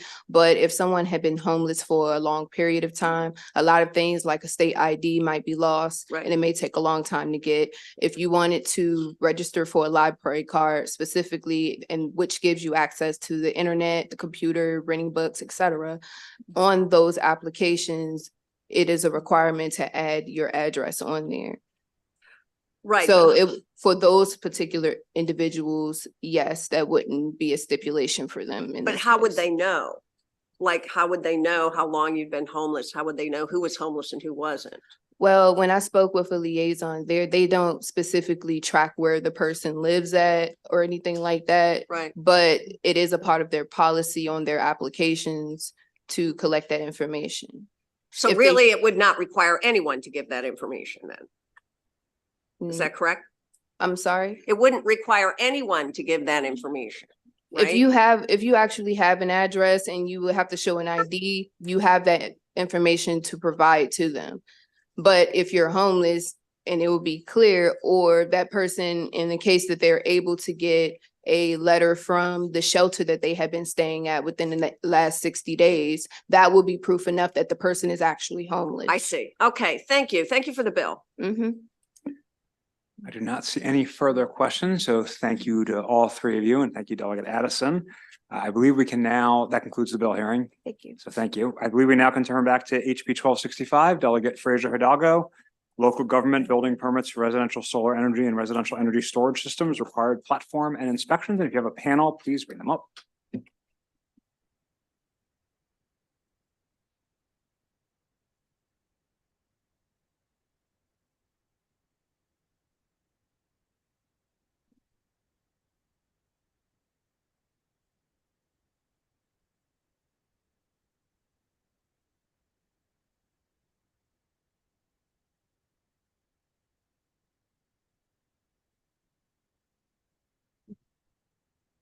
Thank you, Mr. Chair, Madam Vice Chair, members of the committee. It's a pleasure to be before you today. I'm here to introduce House Bill 1265.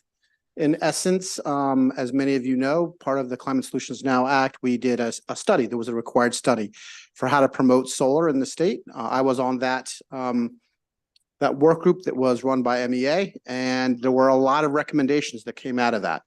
One of those recommendations was what this bill does. What this bill does is it establishes a way to streamline solar projects by use of a federal application called Solar App. So there's an application that jurisdictions all around the country are using to streamline the process, which the process for certain permits can take anywhere from 8 to 9 days. And this can bring that down to 1 or 2 days in specific cases.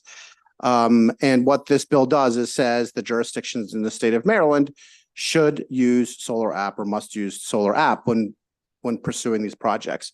The thing that I think is really important, and you're going to hear directly from MEA on this, is that unlike most times that we come before you and we have a mandate, which this is, and we basically ask for money to fulfill that mandate, this is actually a funded mandate.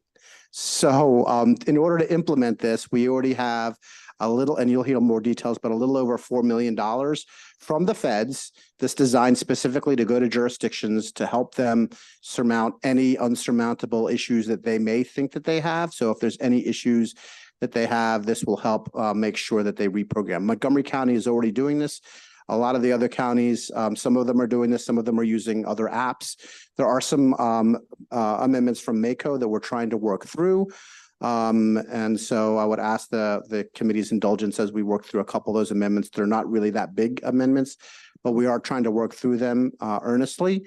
And I would close by saying, again, this is funded. So for any concerns of any of the jurisdictions that may already be using an app or may have to reprogram some parts of the app, there is money to help those jurisdictions do that. And that is a rare occurrence. And we're pretty excited about it. So I'd like to pass it to Evie from MEA, if that's all right. Thank you, Mr. Chairman, Madam Vice Chair, members of the committee. For the record, I'm Evie Schwartz, speaking on behalf of the Maryland Energy Administration. I'm going to defer to the other panelists to speak to all the benefits of the Solar App and focus on MEA's role in this implementation due to the federal funding. First, I wanted to mention that this bill is consistent with the recommendations of the Solar Task Force. Director Pinsky at MEA served as the chair, and standardized online permitting for residential solar was a recommendation of the task force with unanimous support. Second, speaking to the federal funding and the details, MEA has secured over $4 million in federal funding. This will defray the costs to counties and cities for the rollout of Solar App. These funds are secured, not just anticipated. Information about the federal funding will actually be posted this week, and applications from local jurisdictions will be due later in 2024. Each county and city that applies for the funding can expect to be funded. We have grant sizes ranging from at least $40,000 to $100,000 or potentially more, depending on stakeholder feedback, as much as needed. The grant amounts are comparable in size to what we're seeing in other states. They're actually much greater in size to what we've seen in California, Colorado, and Washington State. We know from their experience that the grant awards were sufficient to cover a lot of the costs. This included IT costs for the software integration, as well as training costs for the inspectors, as well as for the solar industry. So these are the reasons why this legislation comes at exactly the right time, and I ask the committee for a favorable report.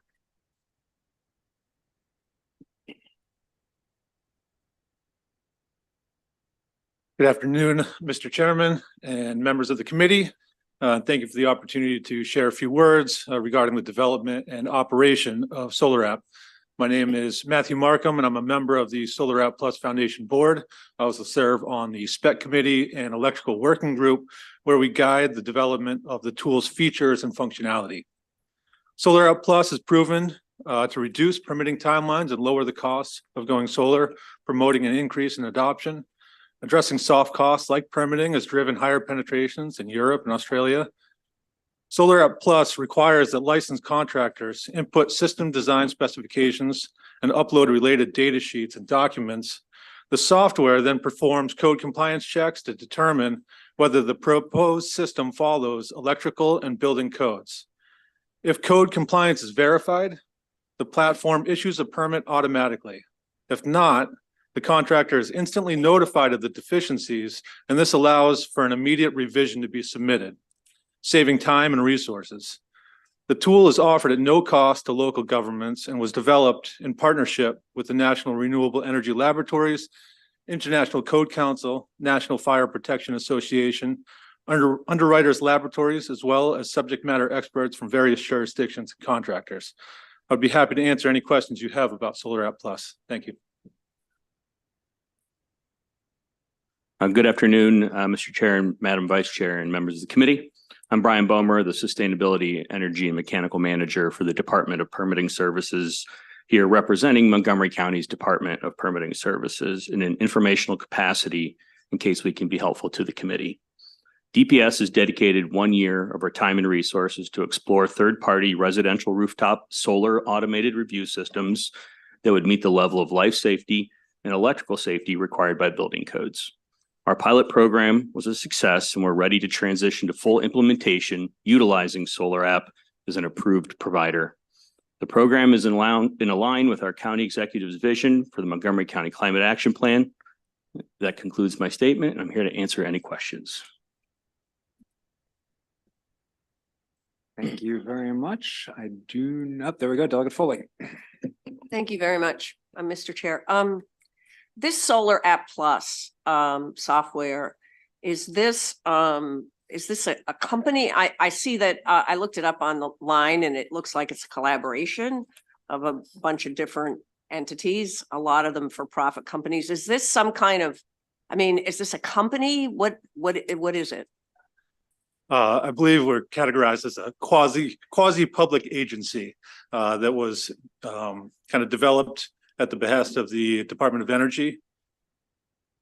Okay, so I'm just trying to understand it. So this is the only app like this that's available out there? Or?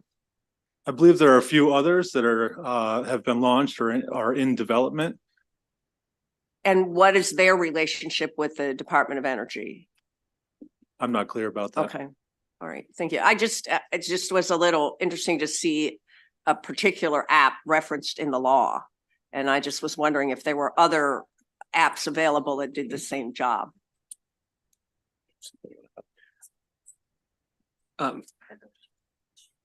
So we were exploring, Montgomery County was exploring other options. And as of today, Solar App was the only viable option. We wrote legislation into our county code in a more generic form to allow other parties access to this if possible, if they could provide the same level of service. Okay, thank you. Delegate Healy.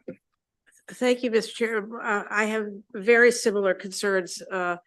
Again, is this a private sector company? Is it a nonprofit? What, or is it a government agency? What is it? Delegate, I think it's a very good question. My understanding is that this is a kind of an amalgamation of the Department of Energy, the Federal Department of Energy, as well as other private companies coming together to create this program. It has become my understanding is it has become the industry standard across the country in many jurisdictions, and there's no other app that's close to doing what this does. And my understanding is that it was partially funded by the Department of Energy, which is why it's gone the way it has. I'm just curious about Montgomery County did not use naming a particular company because once you put this in statute, it's in statute until we change it. If we put in standards or descriptions, they could go away and somebody else could come in and do the same thing or better. And there would be opportunities for competition and bidding. Yeah, I mean, I think those are good questions that could be addressed. I mean, currently the application, nobody's buying the application. Nobody has to pay for it. The application is a free program that was, like I said, jointly developed. I get what you're saying. I don't disagree that there may be some concern there, and maybe that requires some kind of an amendment. But again, this is a free application. Nobody's trying to corner the market. This is not like a Google or a Meta or Apple that's trying to corner the market. All this thing is designed to do is streamline the process, because the processes for deploying solar have become bogged down. I'm sure this committee is more well aware of it than any of the other committees, how slow that process is. So that's the point of it. Thank you so much. Sure, absolutely. Any further questions for the sponsor or his panel? Okay, there's another batch of in-person favorable testimony. So I'll call up Thaddeus Cully from Sunrun, Emily Scar from Maryland Perg, Amira Rahman, and Kimberly Armstrong, Solar United Neighbors. And please go ahead when you're ready.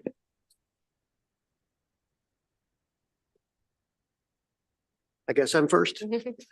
Hello, and thank you for allowing us to speak in front of this panel today. My name is Robert Young. I'm the president of Standard Energy Solutions. We are a solar installer headquartered here in Maryland. We are boots on the ground. We're the ones that actually file permits on behalf of our solar customers in your various jurisdictions. We file approximately 1,800 permits annually, and we are here to speak in favor of a statewide mandate for the application of Solar App Plus. Historically, pre-pandemic, which life was very different back then, we could walk in many jurisdictions, we could walk through a permit same day.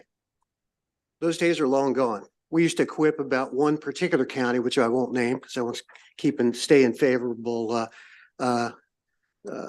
placement with them, that it would take upwards of 3 weeks, and it was just appalling.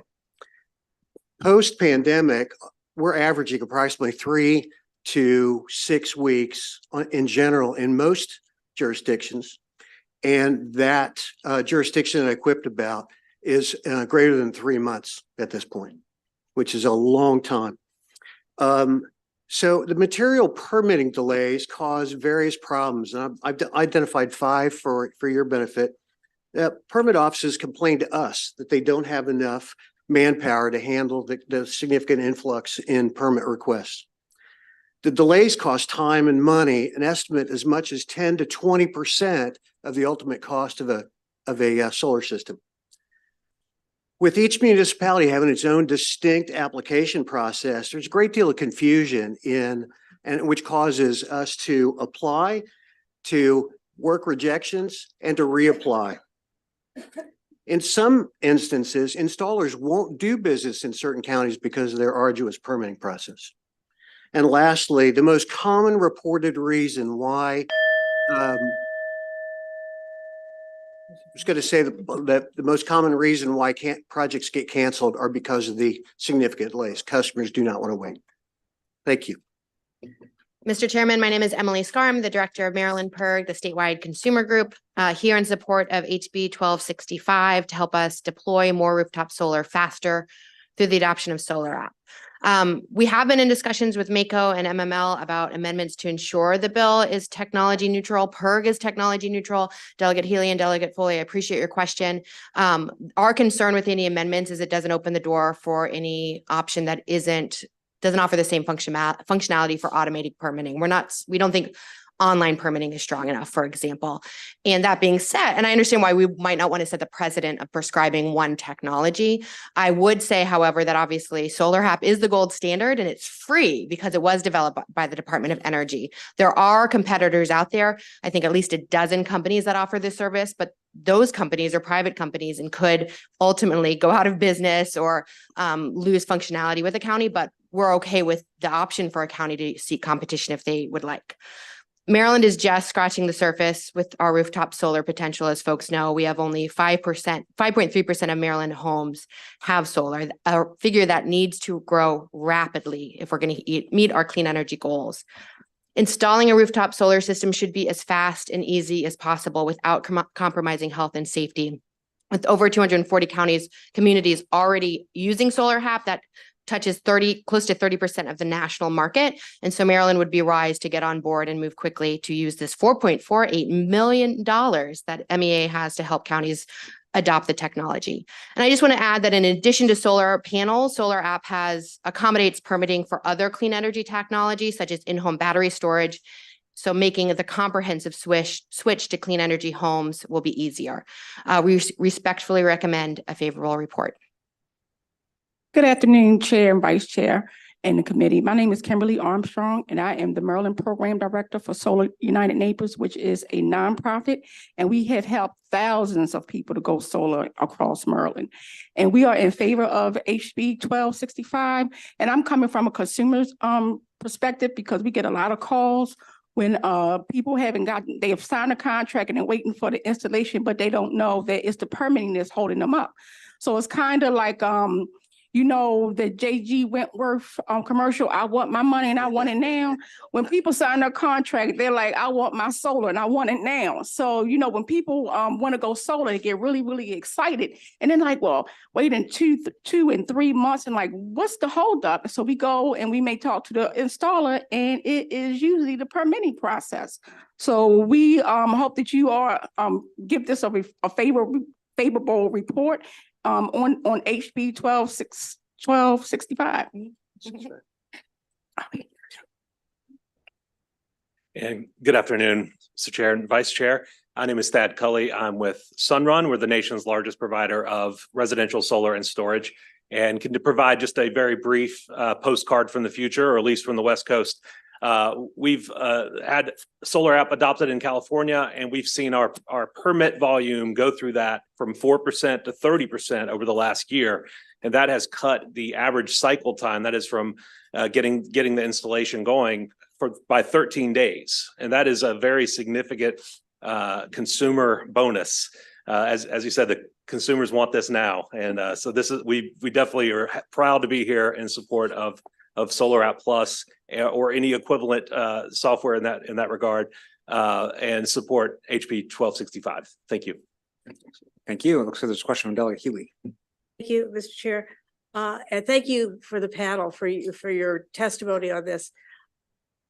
I just looking at the information that's online about Solar App, and it's not entirely free. It is available free to jurisdictions and supported by administrative fees paid by installers. So it's not free, okay? Somebody has to pay for it. And that's always a question that we have to ask. So my question to you is, what installers, will the installers in Maryland pay for what's going on in Maryland, or is it some kind of national standard that's being supported by industry across the country? How does the funding mechanism work? I could speak very briefly to that jurisdictions will be able to set a permit fee. So even though this will be done instantly and there's that'll go to the local jurisdiction to cover any of their other administrative costs. And this covers the very standardized solar installation. So I don't know what percentage, it's a pretty high percentage. I don't know if it's 80 or 90%, but there's still going to be some non-standard projects to go through. So this is really just as you would have otherwise provided money to the authority having jurisdiction that was reviewing the permit application. It's kind of the same mechanism. So it is, I think, at the discretion of the local jurisdiction, in my understanding. Who gets the fee money? Who Yeah, gets the money? Then the who gets it goes for the that's a their next sorry the remote the person who's going to testify remote can handle all of these questions. Okay. He's more of an expert, but I would say right now the installers pay per project. They pay a $25 fee to use Solar App to do the permitting. Sure. So They pay Solar App. It's funded by them. yes. Okay, thank you. Thank you, Delegate Healy. Delegate Jacobs. Thank you, Mr. Chairman. So I'm trying to wrap my head around this a little bit. Now, what about the inspection side of it after the installation? Because you have a lot of governments, local governments have their own fee structure for permitting of, minimums and whatever. And if you have an inspector, which I would hope you would in rooftop installation, how does that factor into this after the project's installed? What? Yeah, my understanding is it will not change the thing related to inspections. The one thing that will standardize is the actual design process. So in that respect, it will make inspections that much more uniform throughout each of the counties. But as far as the physical inspection for us going out, meeting with inspectors and sitting this will not change that process at all. So I'm a bit confused about this, how you can speed this process up when you're really relying on the local, either like in MDIA and in some parts of Maryland, Middle Department Inspection Agency does a lot of inspections. And so you have to coordinate all that with them. So that's why I'm trying to figure out how you can speed this up or how these fees work out. Because it has to be coordinated with. Yeah, they still with an coordinate nothing. inspection. Yeah, the inspections don't change. They still have correct. inspections, but it should just cut red tape just to move things faster because someone doesn't have to like accept the paperwork, fill out the paperwork and take 2 days to get back if something needs to change because it all just happens on the permit process faster. This isn't going to make everything instantaneous, but it speeds up that first set on getting the permit to do the installation faster. And that's what we found from other jurisdictions that have already adopted Solar App. We've seen the time quickly accelerate because of the technology. All right. And what happens in jurisdictions that don't have the capacity with their programs that they have, internet programs that they have? What do we do in those? That's where that wonderful $4.5 billion is, it's there and it's there for the different jurisdictions can apply for all sorts of options. I think one of the testimonies said, we don't have a way to accept online credit card payments to pay for fees for permits. And that's something that grant money can be used for to make sure their technology is up to speed and can use Solar App. All right. Thank you. Yep. Great. I do not see any additional questions. Did we get Amira Rahman? I'm sitting in Amir's You're place. sitting Yes. in. Okay, thank you so much. Thank you. We have virtual testimony from Benjamin Davis, permit power to answer all Delegate Healy's questions. Please go ahead, sir. Thank you. So my name is Ben Davis. I run a nonprofit called Permit Power. Our mission is to advance the automation of permitting for all devices a home needs to go 100% clean energy. And previously, I worked for the Solar Industry Association in California, where more than 200 jurisdictions have automated their solar permitting or are doing so. And I also had the honor of advising the Department of Energy for several years on the development of Solar App via a cooperative research and development agreement. Delegate Foley and Delegate Healy, you were asking the question, what is Solar App?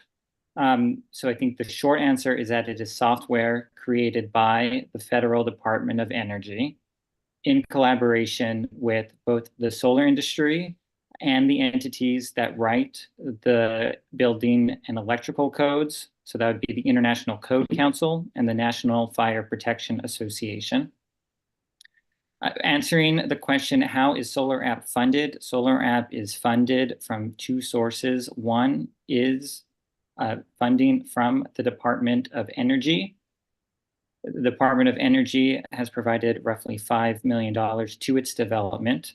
There is also a per project fee that is currently $25 that installers pay for that specific project. So if you're an installer who's not using Solar App, you don't pay that fee. The plan is for that fee to decrease over time. Regarding inspections, the earlier testimony, just agreeing with the earlier testimony, Solar App just covers plan review. Solar App projects should be inspected by the building department as well. Happy to answer any questions about Solar App additionally, or the national or international experience with automated permitting. Thank you. Okay, I do not see any questions. Thank you very much. We have some additional in-person testimony. For the convenience of the committee, we're going to bring up the favorable witness, Robin Dutta, Chesapeake Solar and Storage Association, and favorable with amendment, Michael Sanderson from MACO, if he's here. Please go ahead when you're ready. Thank you, Chair Corman, Vice Chair Boyce. My name is Robin Dutta. I'm the Executive Director of the Chesapeake Solar and Storage Association. We are the regional solar and storage trade association in the region, covering Maryland, DC, and Virginia. We have over 100 members, many of whom are either headquartered here in Maryland or are regional and national companies with a huge focus here in Maryland, testifying favorable on HB 1265. And, I think just taking the high level view here, the Department of Energy and NREL has been in collaboration with the solar industry writ large over the last decade. We have the Sunshot Initiative, which set the goal of $1 per watt for large scale solar, which was achieved. They put out a lot of roadmaps and model ordinances, and in order to help local jurisdictions streamline their own processes and to encourage adoption and ease obstacles in the adoption of solar. Solar App is really just the latest tool in a running set of actions to encourage solar. Over a decade ago, solar was about 80% more expensive, and one of the pieces of residential solar costs that are still kind of gnarly and we're trying to bring down are what we call soft costs, and these are indirect costs like permit fees, time it takes to adopt those permits.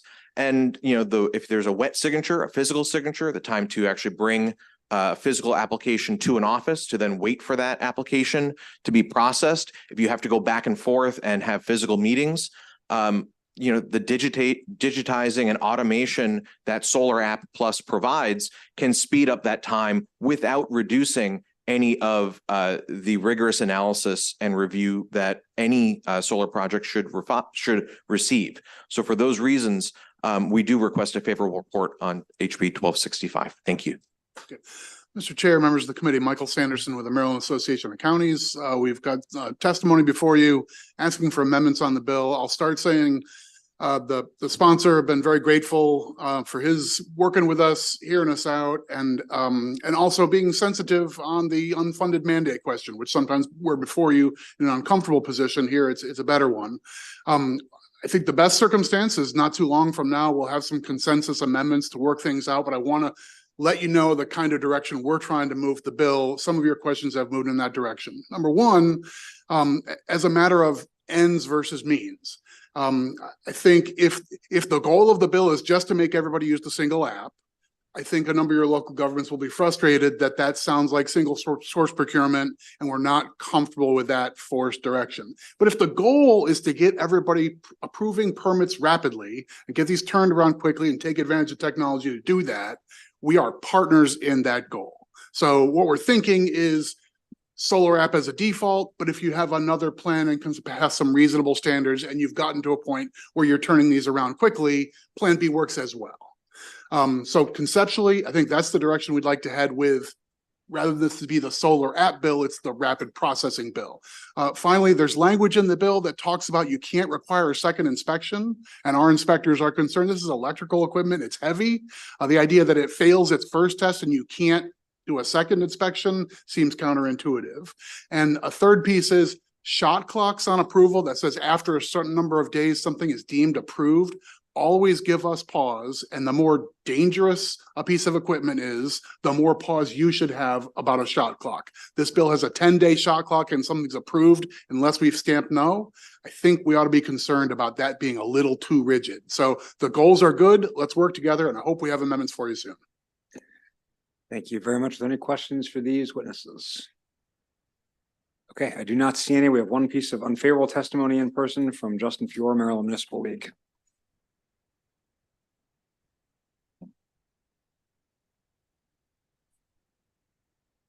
Please go ahead. Good afternoon, Mr. Chair, Madam Vice Chair, members of the committee. Justin Fiore here on behalf of the Maryland Municipal League in opposition to House Bill 1265. You've heard a lot about the app so far today. I want to talk about some of those other provisions my colleague with the counties just mentioned, stuff that was not recommended by the task force. Because really, you don't need a mandate to get us on board with a free piece of software, especially when it's a helpful piece of software and you're providing both funding and technical assistance. Like, we'll sign up, we'll ask how soon you can start. The rest of the bill, the heavy-handed industry provisions, that's really what draws our opposition today.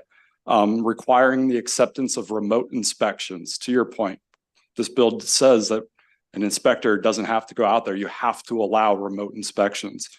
Saying that if we do require an inspection for a roof and someone doesn't come out there within 10 days, I guess we'll just build it. It must be safe. Like, those are the provisions that bring us a lot of concern.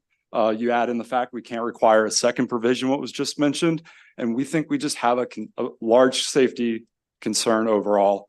Kind of the governance structure between state and local governments is you expect local governments to handle those health and public safety concerns on the ground. This bill strips that out, in my opinion. So with that, we ask for an unfavorable report on House Bill 1265.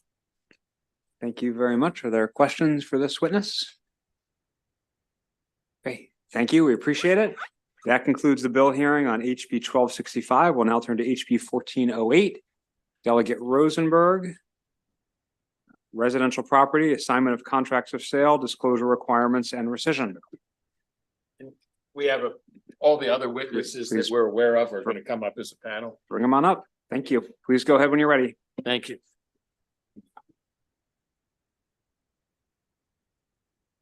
Mr. Chairman and members of the committee, a wholesaler can facilitate a transaction, whether it is in this instance a sale of a rental residential property, or whether it's, you know, fruits and tomatoes at a grocery store. What this bill is designed to do is to provide for a balanced process that includes all the parties, provides protections in particular for the final purchaser of the property. And we have engaged in a process, if you will, that has brought all those parties together. Whether that makes me the wholesaler, I guess that's the case in this instance. So that I became interested in this issue reading about the role of wholesalers in the city of Baltimore, and introduced legislation last year, which went to ECM. But in the period between then and now, we now have basic agreement on how we should proceed. And I would turn the chair over to the microphone over to Bill Castelli, whom I've been working with principally. And I just would add, I don't think this is an issue that can be resolved with a letter. We need a bill here, Mr. Chairman. Thank you. Thank you, Bill Castelli on behalf of the Maryland Realtors, and want to thank Delegate Rosenberg for his interest in this issue, and thank all the other parties for working to find a solution to this bill. And what this bill really does seek to do is, in the assignment of real estate contracts, particularly contracts where you have an unsuspecting owner who isn't sure that the person they're dealing with is going to assign that contract, that there is notice given to that person, one, that the person who is signing the contract with them may assign that contract to another party, so that they have some knowledge. And if that isn't disclosed to them, then they've got a rescission right to step out of contract. And what we've found is that while there are certainly great folks who are giving a lot of notice to consumers and making sure that they know what's going on, there were times where consumers weren't aware that the person that they thought was buying their property was actually going to be assigning it to another party.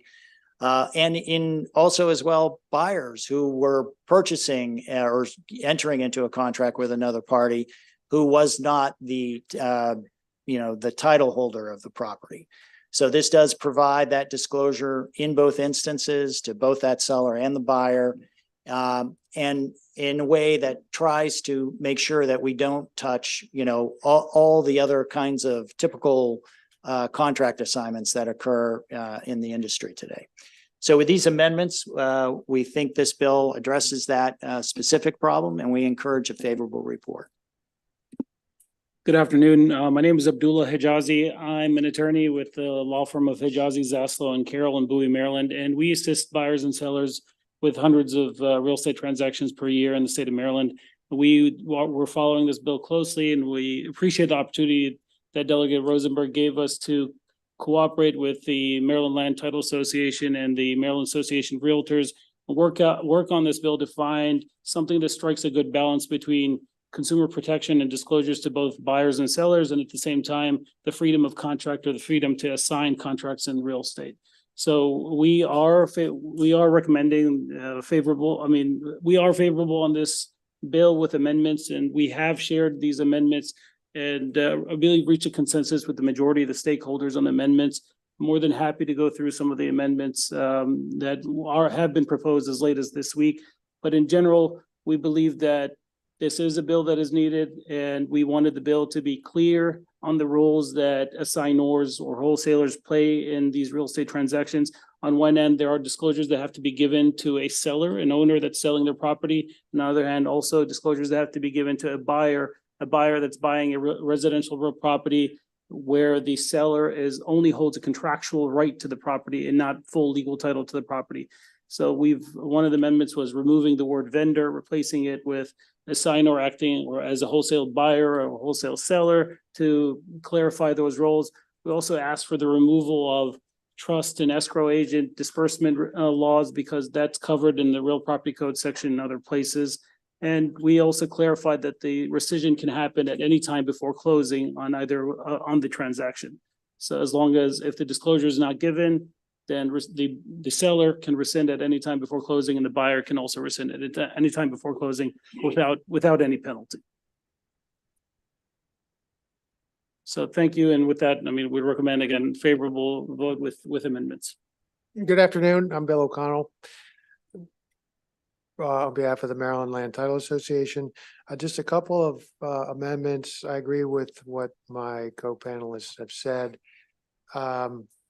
It looks to be a consumer protection bill. The scope of the bill is residential property, 1 to 4 family. That could be an apartment building of 4 units or less. I think we probably need to tailor it to the consumer who's selling their principal residence. Those are the people who really need the protection. The other item is to real property section 14-117 is a catch-all statute that identifies all the requirements of contracts. And we should put a reference to this new statute in section 114 or 14-117E, so that when somebody goes there, they see this as well as all the other contractual requirements for the sale of real property. And that concludes my testimony. Thank you. Thank you. Are there questions for the sponsors panel? Delegate Davis. Thank you, Mr. Chair. Can someone please tell me, what is the problem that we're trying to fix? Yeah, I can describe. So there were instances where you had a person, and typically an investor in property, who might be looking at a property. A lot of times these could be properties that might be in tough shape. They would go up to the owner, enter into a contract with that owner of the property, but their intent was really not to purchase the property for themselves. So they would assign it to another party that was going to buy the property. So, and they would make money based on that assignment of the contract. So there were instances where the owner, wasn't clear about who they were dealing with. And then the person that ultimately was buying the property wasn't the person that they had signed the contract with. And on the flip side, we also had instances where a buyer thought they were dealing with the owner of the property, but they weren't the title owner of the property. They were just the person who held, as they mentioned, the rights to that contract.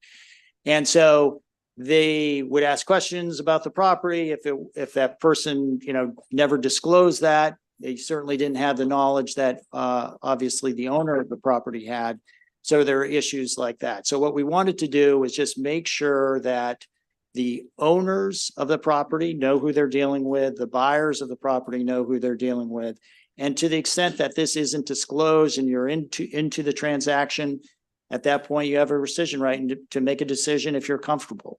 As an owner, you might see that real estate contract that you signed to sell your property for $150,000 is now being sold for $160,000 or some other price. So that was making sure that every party in that transaction understands what their rights are, making sure that they get the disclosure right, and then having the right to rescind if they weren't told up front.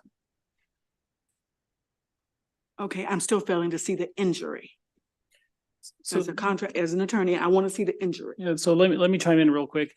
Let's look at it from two perspectives. One perspective is if I'm a property owner and I want to sell my property, I want to know who I'm negotiating with at the end of the day. And based on that, if I know that I'm negotiating with someone who's going to assign this contract, then I know that I may have more room for negotiation.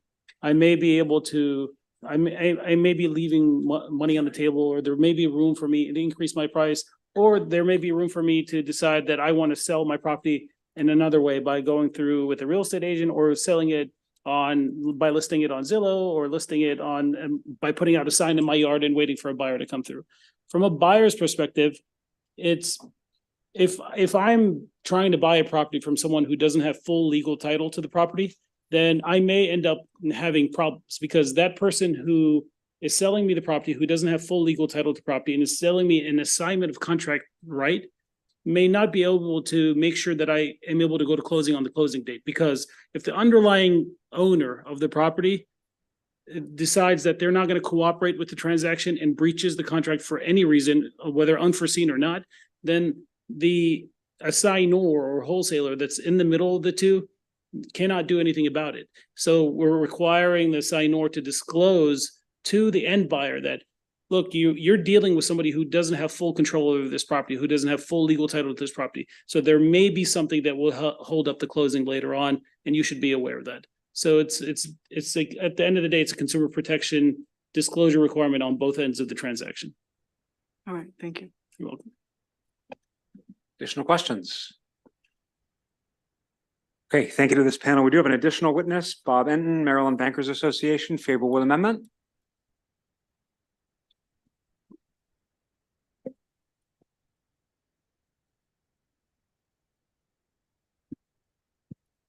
Thank you, Mr. Chairman, members of the committee. Robert Enton on behalf of the Maryland Bankers Association. Obviously, when we saw this bill, we were concerned. A lot of time, effort, money, and work goes into processing a mortgage application. And in meeting with the sponsor and with the realtors, we are fine with the changes that have been made to the bill as outlined by Mr. Castelli. Any questions? Okay, thank you very much. That concludes the bill hearing on HB 1408. We'll now turn to HB 1436, One of the delegate Johnsons, municipal incorporation, county commissioners, or county council required approval of referendum request. If you have a panel, please bring them up.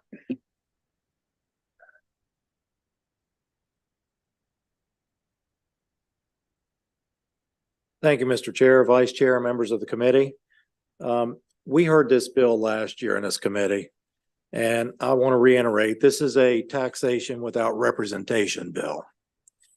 Right now, we have areas in our state that have taxation with little representation. They do not have anyone advocating on their behalf. The reason areas look to incorporate are to have the authority over development, finances, government services, apply for grants, and decide what quality of life projects they want to have in their community. They want to elect a mayor and council from their own community to advocate on their behalf. Under current law, local government article prescribes the manner in which new municipalities may be incorporated. Under Article XL-E of the Maryland Constitution, in order to incorporate, community must consist of a minimum of 300 residents in the area proposed to incorporate. A petition to incorporate must be submitted to the county in which the area proposed for incorporation is located. A standardized petition form developed by the Office of the Attorney General is available for communities seeking to incorporation through each county local election board. If the community's petition satisfies statutory requirements such as at least 25%, now that's important, right now it's 25% of the registered voters who are residents of the area proposed to incorporate, or at least 20% of the registered voters who are residents of the area proposed to incorporate, together with owners of at least 25% of the assessed valuation of real property in the area to be incorporated. The county must appoint a liaison to work with the community's organizing committee, develop a proposed charter, and exchange comments between the county and the organizing committee. Next, the county may, and this is where it really gets the sticky part. The county may schedule a referendum on the matter of incorporation or reject a proposed incorporation. However, if a county rejects a referendum request, the county must provide in writing reasons for the rejection and establish reasonable procedures for reconsideration of its rejection, including an opportunity for a public hearing. The county may schedule a referendum on incorporation or affirm its earlier rejection. If the incorporation efforts advance to referendum, the voters of the community approve the incorporation, county must proclaim the results within 10 days after the revealing certification from the County Board of Election. Subject to certain requirements, statutory procedures, the incorporation takes effect 30 days following the proclamation. House Bill 1436 proposes that the county commission or county council shall approve the referendum request if a valid petition is presented by not less than, we've raised this to 40%. The reason we raised that to 40% is we wanted it to be a serious petition and a serious request. And we thought that by getting 40% of the signatures, it would definitely have a very good possibility of passing a referendum.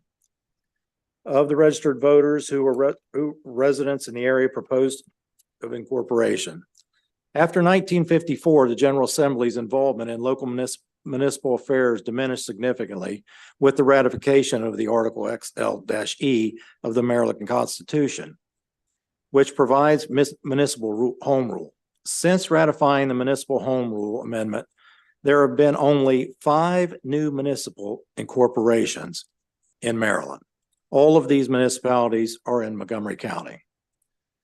The Maryland Municipal League indicates that over the recent years, several attempts to incorporation have failed in the state. 1997, Harford County Council rejected a petition from the community of Edgewood. In 2007, a petition of incorporation from the residents of Rolling Wood area was rejected by the Montgomery County Council. In 2017, Calvert County Council Commissions rejected a referendum request for the incorporation of Calvert Shores. One way counties shut the door on concentrated areas of minority communities like Edgewood, since that was one that was rejected, is they do not put people of color on boards, commissions, or committees. For example, I'm going to use Edgewood in my county because I have direct knowledge. The county executive just removed the only person of color on the Harford County Liquor Board. And with the 3 county executive school board appointments, none were people of color. Boards, commissions, and committees are where people learn how the government works and they feel more comfortable to step up and run for public office. Being able to incorporate an area would give citizens the opportunity to pick their own mayor and council members to advocate on their behalf. The city of Aberdeen, and I'm using the city of Aberdeen and Haverty Grace because they're in the same Route 40 corridor as the city of Edgewood that I was just speaking about. The city of Aberdeen and the city of Haverty Grace on the same Route 40 corridor received over $15 million of money for COVID each. Edgewood would be twice as large as both of those cities, therefore missing an opportunity to receive approximately $30 million to invest in their community. There's a huge difference in the quality of life investments that the city of Aberdeen and city of Haverty Grace have because they have a mayor and council advocating on their behalf versus Edgewood area. Edgewood is part of the development envelope in Harford County. However, they have had very little commercial growth or reinvestment in the community. Edgewood is the largest concentration of minority communities in Harford County, and the same scenario is playing out in other parts of our state as well. Now, as we saw in this committee last year during the hearing, we have a lot of disparity gaps with areas that do not have, that have large concentrations of minority community, but they do not have a mayor and council advocating on their behalf. For instance, education spending, parks and rec spending, reinvestment, and quality of life items. Now, the opponents of this bill, as we saw last year, will never support this bill. But I think it's worth noting that those same opponents are never in these communities, nowhere to be found in these communities, to help them work out these issues or address any of the issues that we have mentioned. We talk a lot in this General Assembly about rights, right to choose, right to bear arms, right to have recreational cannabis. This bill is about people having the right to choose their representation. And with that, I would ask for a favorable report on House Bill 1436. Thank you. Thank you, Mr. Chair, Madam Vice Chair, members of the committee. Again, Justin Fiore here on behalf of the Maryland Municipal League in support of House Bill 1436. I'll be as bold to say we're here today because your predecessors broke something. It used to be that municipalities were incorporated via state law. You would have a local charter, you would have a delegate come and tell the story. It may sound very much like the one here today of underrepresentation and perhaps even a local delegation letter of support. I'm not saying that it was a mistake in 1954 to give up that authority. What I'm saying is that what was put in place is clearly broken, fundamentally broken. And because no longer will a delegation letter cut it, counties have no obligation or incentive to pass it. If you need more evidence to this fact, before that change, in the 150 years before the General Assembly gave up that authority, there were about 150 incorporations, so averaging one per year. In the 70 years since then, there have been 5. They were all legislatively created special taxing districts in one county. No new communities have come forward and been able to incorporate.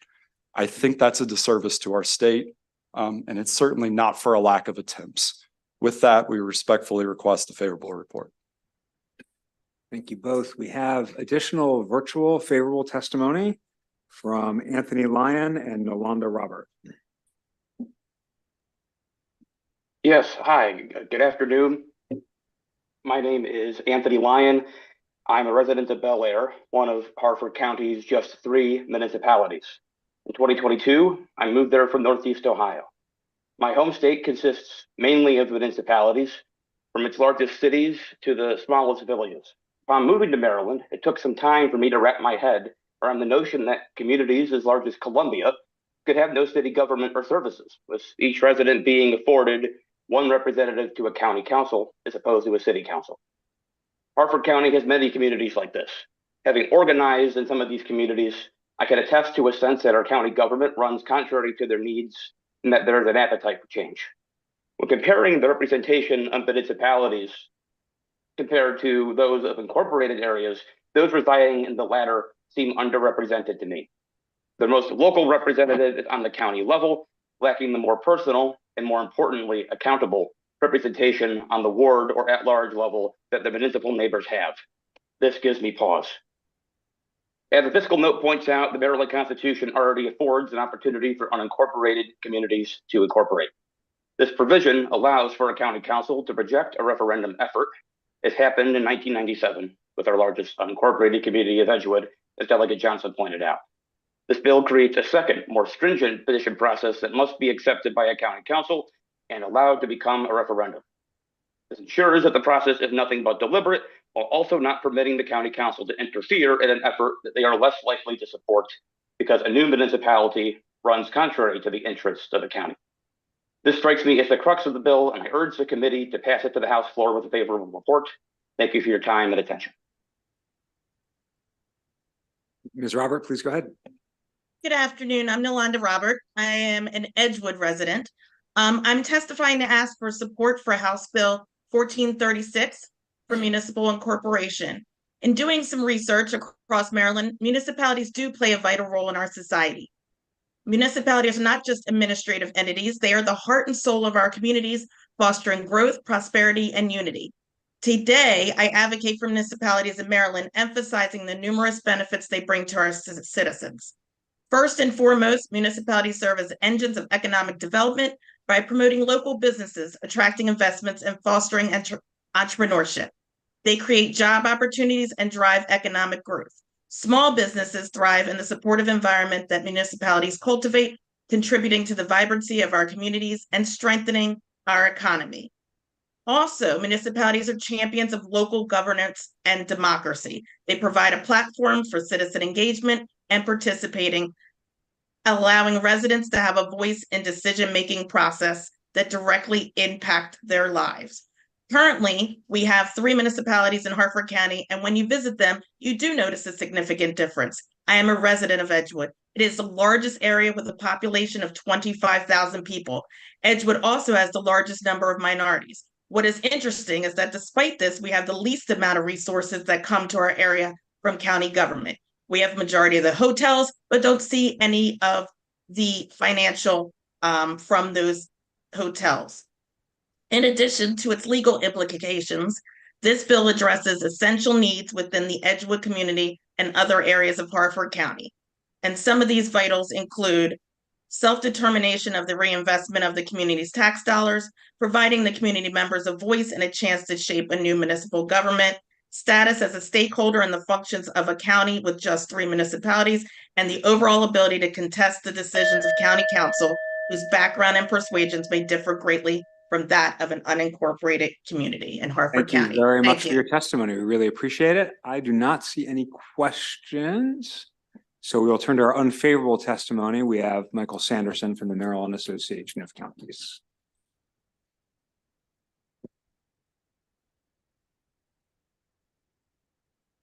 Thank you, Mr. Chairman. Committee, Michael Sanderson with MACO once again before you in opposition to the broad municipal incorporation bill. A number of you have heard basically this testimony over a variety of several years when it's coming in different forms. I don't claim any insight into the argument for Edgewood or the areas of Harford County that you've heard about the most, or about the various individual cases that have been before you. What I can say is that the bill before you is not a rifle shot. It is a shotgun. If you change the law to basically say any group of people can draw a circle around themselves, declare themselves a town, and incorporate, you will have a variety of changes that are not in this bill, but they're in current law, and they're meaningful and they're important. And that's the centerpiece of our concern.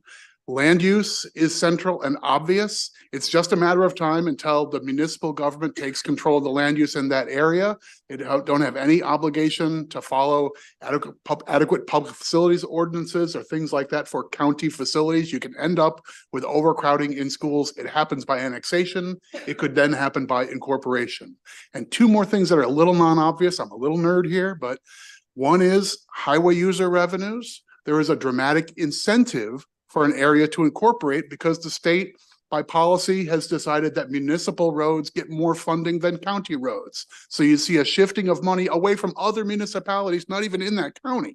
It would come from Rockville, it would come from Annapolis and go to Edgewood or Chevy Chase number 13 or whoever the next municipal entity would be. And finally, don't lose sight of income taxes. 17% of county income taxes on residents would be pulled from the county government and go to the municipality independent of their anticipated services at all. I could be the mayor of Severna Park by Thanksgiving if you pass this bill.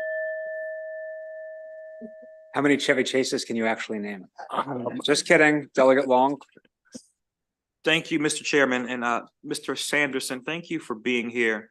I must confess, I do take empathy with the plight of some of the individuals in Hartford County because I understand what it is to want to have representation, and especially if you feel that there is not equity amongst members of color, and again, being able to have representation that looks like you, thinks like you.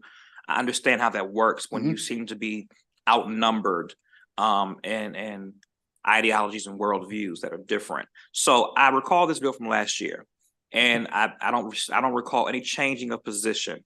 What does it look like? What needs to be done for MACO to begin to work with the bill sponsors and being able to move the dial forward? Of course, yes, this precedent's been in place since what, 1954, I believe. But what is the middle ground? Have there been any conversations, willingness to work with the sponsors to see if something can be done? Because I'm aware that this is not just happening within Hartford County, but there are a myriad of other counties and jurisdictions and residents who live in those particular counties that want similar things. And so what can be done? A very fair question. I think, so MACO can't speak for either the current or prior council and administration in Hartford County who have considered this issue, and I guess at some point in the past rejected the proposal from the folks in Edgewood. I've got very similar sympathies about equity and representation. I will say that woven into the concerns about these communities in Hartford County seemed to be a concern that there weren't additional amenities. And there is a middle ground that already exists. You don't need to pass a bill to do it. Hartford County could authorize a special taxing district to say, in this area, we're going to provide more rapid turnaround with picking up trash and more amenities for the business community. You can do community benefits districts or special taxing districts that could accomplish the same kind of amenities that an incorporation would. So there are some means to an end there. I don't know the issues on the ground in Hartford County well enough to say chapter and verse. So I mean, I can carry back to the elected leaders in Hartford County that we hear from Annapolis there is interest in this issue, and we'd like to see that conversation get a fair shake. As a statewide association, that's I mean, I'm sort of the tail, they're the dog, if you will. I get the analogy, and I think that it would be appropriate to begin, instead of just coming with an opposition, but to begin to dig in the nitty gritty, to be opposed, but to not have substantive answers to, you know, those particular questions, I think is quite concerning. Thank you, Mr. Chair. Delegate Jacobs. Mr. Chairman, so Mr. Sanderson, I'm just trying to get straight on with counties and towns. I mean, the county still imposes a regular tax rate. There are no, you don't give a discount because it's a municipality. Everyone in that county is still assessed the same tax rate from the county. Is that correct? That's a big, it depends. So I'll try and take it into a tiny little capsule. There's a long list of counties that provide either a reduced county tax rate within the municipality, or they provide a rebate. They take some of the county taxes and they hand it to the municipality as a grant or support, recognizing that maybe the sheriff doesn't patrol in town because there's a county police there's a town police department or something like that. That is not uniform. They are negotiated locally. There's two different sets of state law that guide that. So in some places, it ends up being just a double taxation issue. In some places, there's an offset or a set off of one form or another. So you're talking about grant and aid or tax differential, right? Right. So it's a may issue. It's not a shall issue, and it is all over the place. Right. It's always a contention there. But I just want to verify that, you know, if you form a municipality, you're still paying the same tax to the county, whether you're a municipal resident or you're a county resident. And then the municipality would then pay an additional tax for additional services in the setup of the municipality. That's generally the starting point. And typically, when a municipality steps in and wants to provide service that the county otherwise would, they have a political case that there should be some break on the county property tax, and that may or may not happen. So it's all over the map, but you start with another layer of taxes for another layer of services, generally. Well, I mean, that's right. That's basically what the gentleman was talking about when he started his testimony was, you know, that this particular area, which even has its own name, is looking for more services, better services, which would be provided if it was structured as a municipality and they paid additional fees to be a municipality, then they would receive additional services. So it's a shame that, you know, it's become this difficult because we have 157 towns and we've only had 5 since 1954 additional towns. So there's something something's not working right, I think, because certainly there's more diversity now than we had in 1954. So hopefully we can work something out. Thank you. Delegate Healy. And following up on my colleagues, I started in municipal government myself, and I chair of the local government subcommittee here. So I've kind of learned a lot about these issues. And it just so happens that the last municipality under the old regime was New Carrollton, which was incorporated in 1954. And that is in my district. So I have some personal, although I haven't lived in the county all that time. So I don't, and I certainly don't remember what it was like then. But what I've heard is what we've heard is that they, at one time, people would put together a petition and come to the General Assembly. What I was told when I first asked about this is that the General Assembly got tired of doing this every session. It was like we have all these bills every year about golf carts or some other thing. And so they decided that they would punt and hand it over to the counties. But I don't think it was ever envisioned that the counties would never allow another municipality to be incorporated. And the ones that have been since then all started out as special taxing districts. Do the counties have veto power over the creation of special taxing districts now? I'm going to give you my best answer there. I think a true special taxing district in an unincorporated area of a county would have to come through the county government.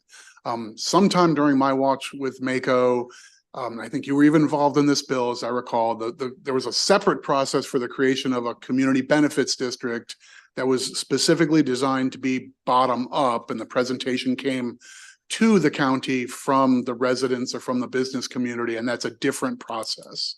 But I think that's still, I think the answer that you're looking for is, I think it does ultimately come through the counties. Okay, so we're at an impulse, and I would like to echo what Delegate Jacobs said. It would be very helpful for all of us on a policy level, for MACO and MML to try to come to some kind of understanding about how this system can at least allow for some situational creation of municipalities that doesn't require the local county to have complete autonomy and veto power. I don't think it's an unreasonable point of view that taking the longer term, not just this bill over the last few years, but the last 15 or 20 years in this committee and its various iterations, that both the incorporation process and the annexation process are fundamentally broken. And there's no halts and quarterbacks on, there's no governor process over the annexation process either. And folks who are next to or around or affected by annexations have no say in that. The two organizations have had this long standing sort of, back and forth over these issues. We could have a debate offline about that. I'm aware of some annexation processes that are a little bit more complicated than you're saying. Thank you. Okay, I do not see any additional questions. Thank you very much. That concludes the bill hearing HB 1436. We'll now call up Delegate Lehman, HB 1295, real property, residential rental apartments, air conditioning requirements.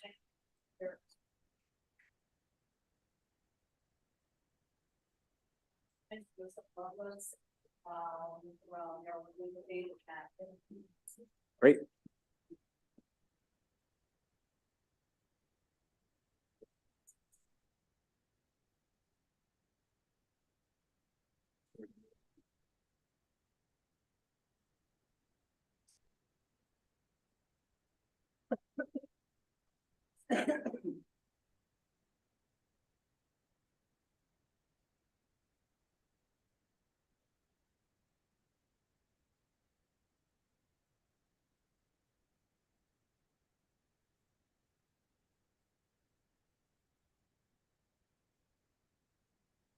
Go ahead, Good Delegate. afternoon, Mr. Chairman.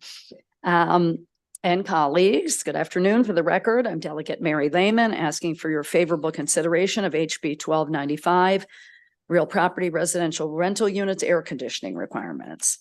So this bill requires that landlords maintain the following conditions in rental units. Where there is a landlord-controlled air conditioning system, it must be maintained at a temperature of no greater than 75 degrees in all habitable areas of a unit. And where it's a tenant-controlled air conditioning system, it must be capable of maintaining a temperature of no greater than 75 degrees as well in all habitable areas of that unit.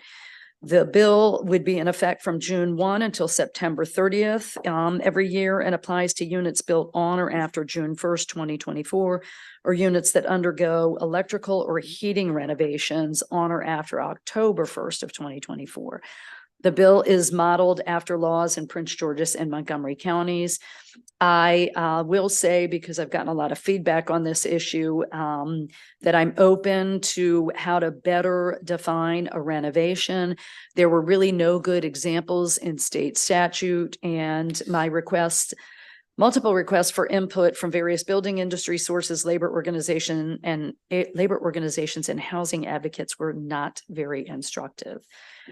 So I do have a sponsor amendment that substitutes the word unit for apartment and multi-unit property for apartment building. It also adds a second exemption after the one that you will see in the bill that lists units on the National Register of Historic Places. Those would, the air conditioning requirements would not apply to those. It adds a second category for exemption, which are units managed by a public housing authority that are undergoing renovation. The reason for this is that a housing authority representative from Baltimore City came and visited me last week and explained that when HUD provides renovation money, it never includes funding for air conditioning except in new construction. She did assure me that all new construction always has air conditioning, but not renovated units. So this is a common sense bill meant to address the rising summer temperatures that are being felt by Marylanders. Under current state law, landlords, of course, are required to provide heat in a rental unit during the winter, but there is no such requirement for cooling during the summer. The bill is not only about comfort, it's about overall health and ensuring that tenants are given the opportunity to use air conditioning to help keep their body's core temperature at a safe level. The term core body temperature refers to the temperature of the body's internal organs. There is actually a very narrow range that is considered healthy, and the body's ability to actively lower its core temperature is an important part of falling asleep. During rapid eye movement portions of the sleep cycle, a body becomes worse at thermoregulation, so we become more susceptible to being woken up due to warmer temperatures. According to a September 2021 article in the New York Times, the amount of nights in Baltimore that were considered abnormally hot has jumped from just 5% in the 1960s to now 26% in the 2020s. Nighttime, you all probably remember, used to be a natural break from summer heat, but this is no longer the case. And the importance of both quantity and quality of sleep here cannot be understated. In closing, I want to be clear, this is not a bill solely designed to ensure the comfort of tenants, although it is that. It's a means for tenants to stay safe by guaranteeing them access to air conditioning that will help keep their bodies at a healthy temperature. I thank you for your time and I urge a favorable report. Good evening, Mr. Chairman. Joseph Lovelace, Maryland Legal Aid Staff Attorney. I'm here today to express our support for House Bill 1295 as it would provide for air conditioning as described by the sponsor to those units that are either newly constructed or will be renovated. And I understand that the sponsor intends to further refine the definition of what goes into a renovation. Right now, the language is you would either replace the electrical system or the heating system in a dwelling. And I think as written, this seems like a straightforward definition, but I could understand, as I'm not in property development, why I might want something more specific if I was. But if you were to say, take out a furnace and replace it with a heat pump, well, heat pumps can do both jobs. So it would make sense, at least at that juncture, why you might install a heat pump to provide both heating and cooling rather than just replace a furnace. Now, I don't know what the cost differentials are on that. Again, I'm not in renovation, but as a layperson, it makes sense. It's the same with if you were to change the electrical system, why you might now have the capacity to have an air conditioning system. Air conditioning units do generate or do require more juice than a house that was built prior to air conditioning. So you may not have been wired for electricity. But if you're going to sort of open up the guts of a structure and replace the wiring anyway, you might as well add in some air conditioning. And I think what's sort of critical is this bill is rather limited to new construction, renovation of apartment buildings. So it would not impact all structures everywhere in the state of Maryland. And it's also limited. It only requires that air conditioning be provided during specific months of the year, which is rather unique. So it would not necessarily require central air to be the only option, but it would allow the stakeholders to choose what's the best solution for their air conditioning needs. Thank you, Mr. Chair. Matt Hill, I'm attorney at Public Justice Center. Thank the sponsor of the bill for bringing this important legislation. To us, this bill is about making sure we don't repeat the mistakes of the past. Because who does that fall upon, right? It's our most vulnerable residents. It's residents who are disproportionately African-American in the state, disproportionately low income, can't afford better options, and therefore are right now subject to heat stroke and the other ills that come with excessive summer heat, which, as other folks have said, are only going to increase as climate change works its way through our country. So we've seen this in our own practice. We've seen tenants sweltering. We've seen tenants suffering from heat stroke who don't have access to air conditioning. And this is just making sure that we don't repeat those mistakes moving forward, so that we do new construction, we do substantial renovations that should include air conditioning for the health of all tenants, especially the most vulnerable folks among us. I would just say this is an extremely reasonable bill. I noticed that the temperature only has to be at 75 degrees. I try to change the thermostat to 75 in my house, and I am overruled every time. It goes back down to 72 if I'm lucky. And so I appreciate the reasonable nature of this bill. We ask for a favorable report. Good afternoon, Chairman Corman, and members of the Environmental and Transportation Committee. My name is Tim Huang, and I'm representing the Montgomery County Renters Alliance in the support of HB 1295. The Renters Alliance thanks Delegate Lehman and the co-sponsors for introducing this important legislation that protect tenants from ever-rising heat and climate change. As record high temperatures becoming increasingly more common and coupled with high humidity, we need to protect our tenants, many of whom are elderly, disabled, or are children. Without air conditioning, we will see increased risk of heat stroke, decreased worker productivity, and lagging academic performance. It's brutal trying to cook or sleep when the temperatures are over 80 degrees inside.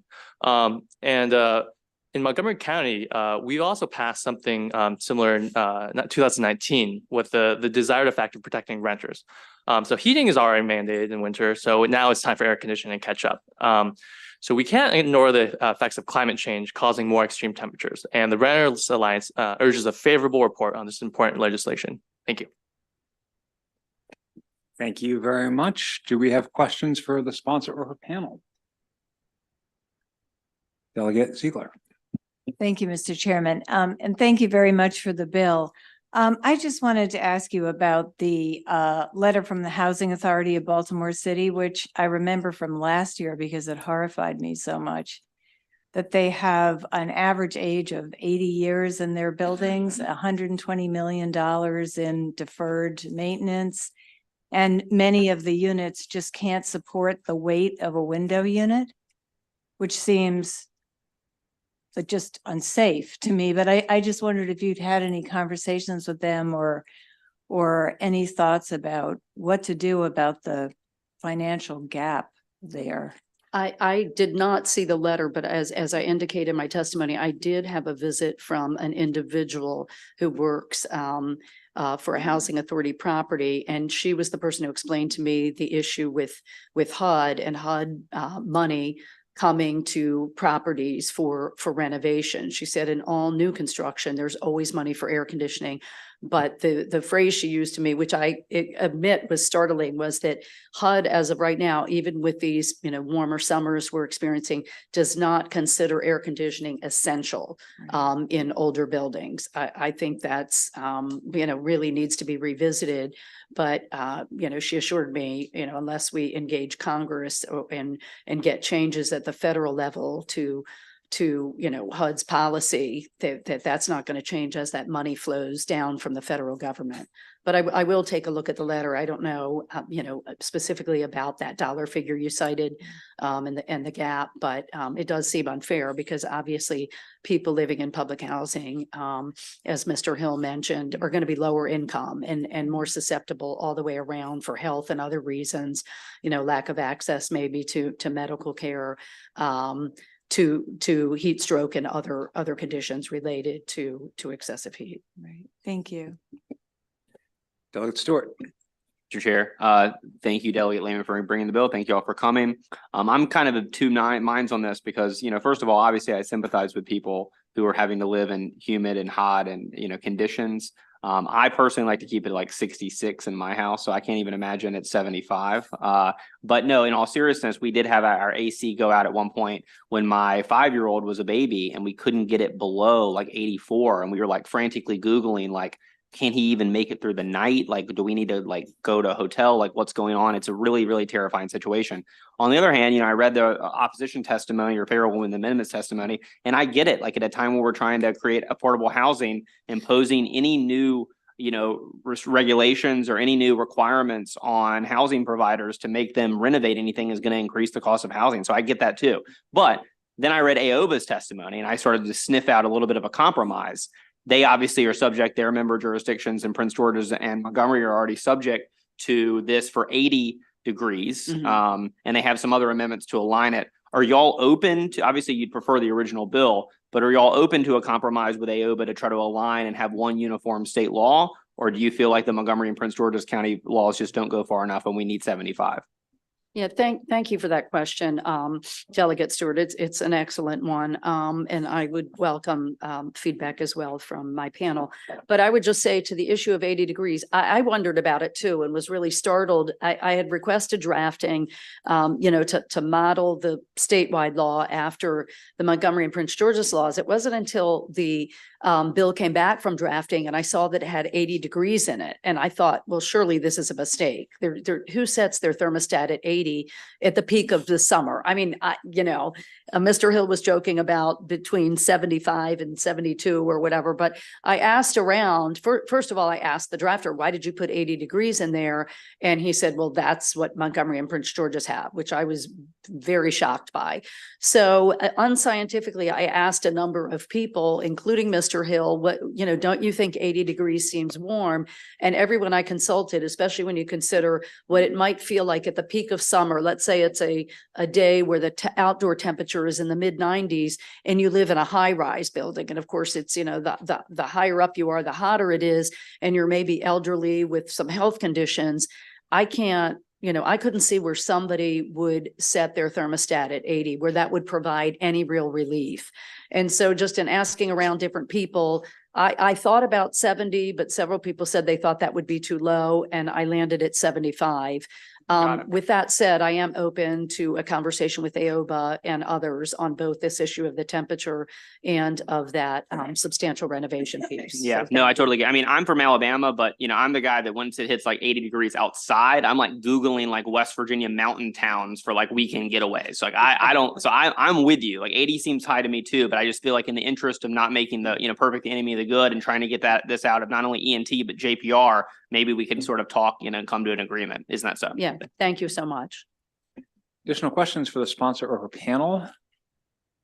Okay, thank you. We do have additional witnesses in support of the bill. We have Carlos Childs, Marceline White from Economic Action Maryland, and Shona Kess, excuse me, I apologize, from Maryland NAACP. Any of those folks here? Please go ahead when you're ready. Cool. Thank you. I guess for the record, Carlos Childs from Charles County, Maryland, District 28. I'm here in support of Delegate Lehman's bill, and really pointing out the fact that air conditioning should be a human right. I know we can all sit here today, everyone's dressed nicely, and just to think if it was 80 degrees in here or over, a lot of us probably wouldn't even want to be in here. We'd be angry, agitated, or some people may be suffering from health issues from it. In Maryland, we already make sure that when you rent out a property owner has to have heat, has to have electricity, has to have hot and cold water. Air conditioning is a automatic, should be a logical next step into this as well. And we even see that counties across the state even recognize that people need air conditioning to live. That's why you see during the summer months, you see cooling centers open, because we know that it is people within the state who do not have access to air conditioning, whether it is that their property owner does not offer it, or whether it is not currently working at a rate that would actually cool off people. One other thing I want to mention about in Charles County specifically, we've had issues like this before. In June of 2022, Heaton House and Huntington apartment complexes, which are managed by a national property management company, they were in the news because of having issues like this, where during the hottest point of the summer, you had renters who did not have air conditioning working and they were not able to get in contact with their property management company. You had people who had to go to cooling centers, people who were having multiple health difficulties and things of that nature. There are some points after hearing some of the amendments to it, and also some of the questions that Delegate Stewart had. I do want to mention one thing where you see a lot of people say, oh, well, if we mandate air conditioning, then rent is going to rise. We already mandate other utilities that you have to have. So we shouldn't be looking at it from, can we do right by renters if the property owners aren't going to raise rents? We should be centering people first. And one last thing, I know my time is up, is that your time is up. So yes. Thank you so much. We appreciate you being here. Are there any questions for this witness? Okay, thank you again. Thank you We're so going to bring much. up favorable amendment. We're going to round up the usual suspects: Aaron Greenfield, MMHA, Ryan Washington, AOBA, Bob Benton, MBIA, Lori Graff, MBIA. Tom Valentine couldn't make it? He's in the back. Okay. Go ahead when you're ready. Sure, I'll take the first stab. Good afternoon, everyone. Once again, Ryan Washington with the Apartment Office Building Association. I appreciate the conversation. I appreciate the bill sponsor for listening to our concerns and offering some amendments. As it's already been told, both Prince George's and Montgomery County are heavily regulated. They set the standard at 80 degrees. It cannot be no greater. So that doesn't mean that the temperature has to be at 80 degrees. It just says that your temperature cannot rise at 80 degrees. So we want to model language to that as in existing and older properties with the window units, they have a lot of electrical structural limitations in terms of the energy of cooling a unit 75 degrees or lower. So that's why we introduced that language to streamline it with existing statutes. DC also allows it at 15 degrees or less. So this is a lot more stringent than what DC is doing. Additionally, we discussed with the bill sponsor on language of renovations and possibly using HUD. However, I think this in terms of trying to accomplish what this legislation is attempting to do, we recommend language encouraging or requiring housing providers to supply and maintain air conditioning units, as many of our members already provide that in both jurisdictions and across the DMV area. And just in terms of the current language in the bill with the electrical requirement, the replacement of electrical systems is an expensive process. One member, property was quoted for $1 million just to expand that electrical capacity, just to accommodate air conditioning. And that is cost that, could possibly be passed on to the tenant or absorbed by the housing provider. So we want to at least try to streamline that language to make it more appropriate and cost effective, not only for the tenant, but also the housing provider. And thank you. Good afternoon, Mr. Chair, Madam Vice Chair, members of the committee, Lori Graff, CEO of Maryland Building Industry Association. And we also echo all of Mr. Washington's comments. I do want to just make a few more points. And of course, we are fine with the new construction part of the bill. We agree with that piece of it. We do have some concerns, and we did not put this in our written testimony, but again, we have to submit on Friday. The effective dates of the bill, getting capacity and doing some other things could be somewhat challenging under the time constraints. June 1st for new construction and October 1st for renovations. There's a lot of other things that need to go into the planning of these types of things. So that is something we may want to consider taking a look at. This is not cheap. It will certainly be passed on to the renters. So it's just something that we need to really take into consideration as we're looking at this. We're happy to work with the sponsor on some language. I did do a quick Google search, and believe it or not, Florida's law is 80 degrees as well. So I think that is kind of, I'm assuming that when Montgomery County and Prince George's County implemented this, they did some research on that. So we again support and happy to work with the sponsor on some amendments that make this workable. Thank you. Thank you, Mr. Chairman, members of the committee, Robert Enton on behalf of the Maryland Building Industry Association. Just to reiterate one of the points that Ms. Graff made, and that is from a timing point of view. I mean, this bill will cause a substantial increase in costs with the effective dates that are in the bill right now. And, you have to, where's the builder, where's the landlord going to get the money from? If you can't just, we can't just snap our fingers and all of a sudden have to come up with, hundreds of thousands of dollars more an expense that we didn't have today. So I think that's a really important point that needs to be worked on as far as, when are we going to do this and what is the standard going to be? Right now, if you look at Prince George's and Montgomery, they're two of our largest political subdivisions in the state, and they have a system in place that has a higher temperature, and I think that would also be something that would be important for us. Thank you. Mr. Chairman, Madam Vice Chair, Aaron Greenfield here on behalf of the Maryland Multi-Housing Association. You have our written testimony, which does touch on the renovation language, and I very much appreciate the sponsor's willingness to work on that term and what it means.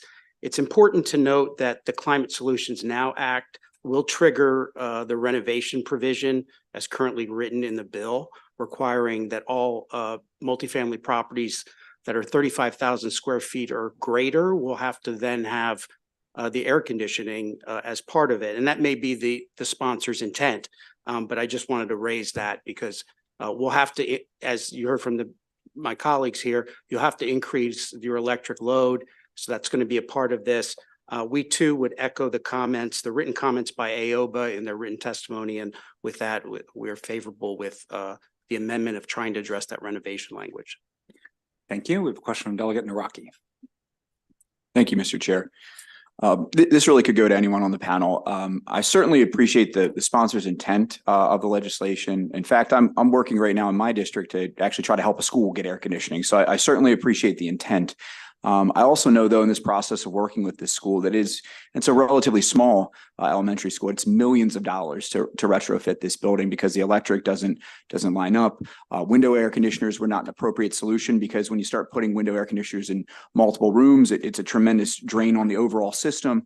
So I guess my question is, how do we pay for this without sort of passing this along to the tenants in these buildings? I don't see how we could do that, particularly in certain jurisdictions like maybe Mr. Washington's, where there are rent caps in place where you can only raise rents by a certain amount. So I'm just concerned about how we would accomplish this in these kinds of buildings. So Delegate Naraki, I'll try and take a stab at your question. As I mentioned and referred to the Climate Solutions Now Act, that's going to cost about $25,000 per unit just to address that mandate.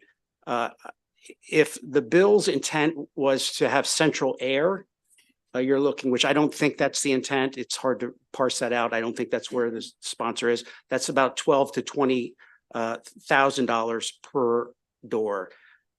You're looking at for window units, depending on the kind of window, the age of the building. You're looking at a number of factors that could probably result, when we crunch some numbers, look at the fact is the resident's going to pay for this.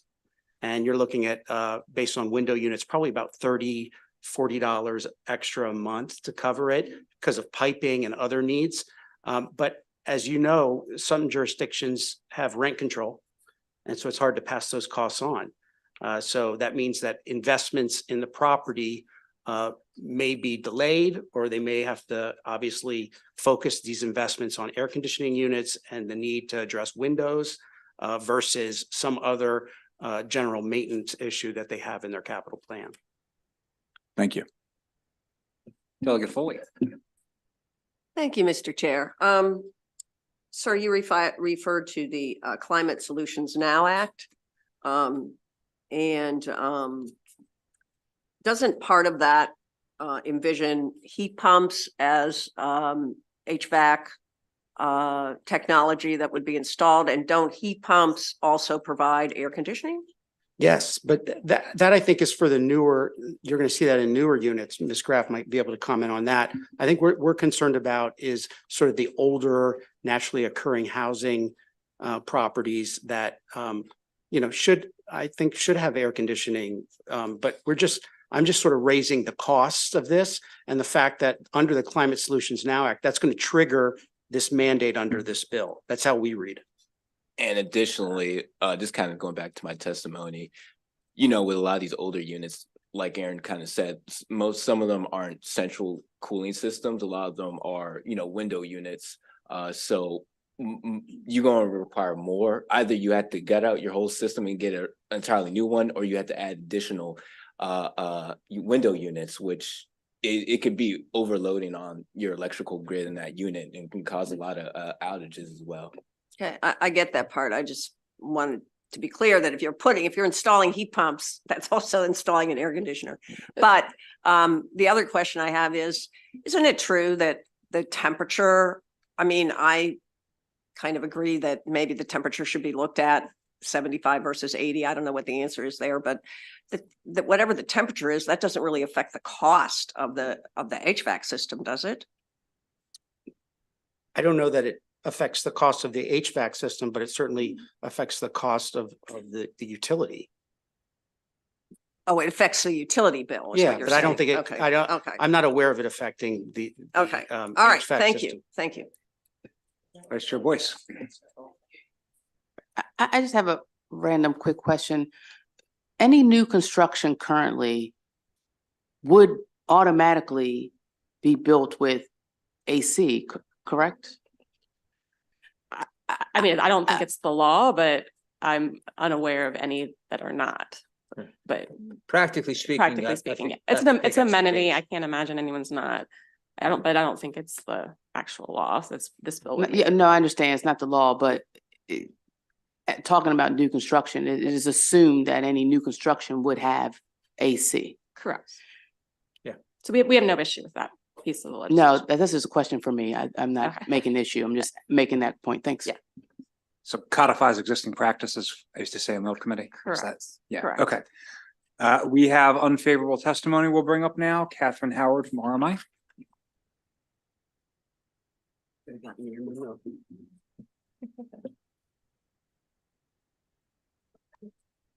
Good afternoon, Mr. Chair and committee members. I should have gotten the memo from the last panel, but I didn't. So the issues that they have brought up before you, particularly the question of what is a renovation, what is going to be an exception, how are we going to define some of the things that are in this bill? We're all willing to work with the sponsor on that. And I just as an aside,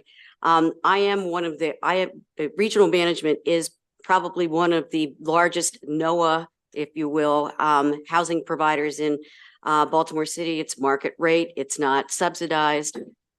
We have what is known as generally speaking in our garden apartments, a sleeve air conditioner.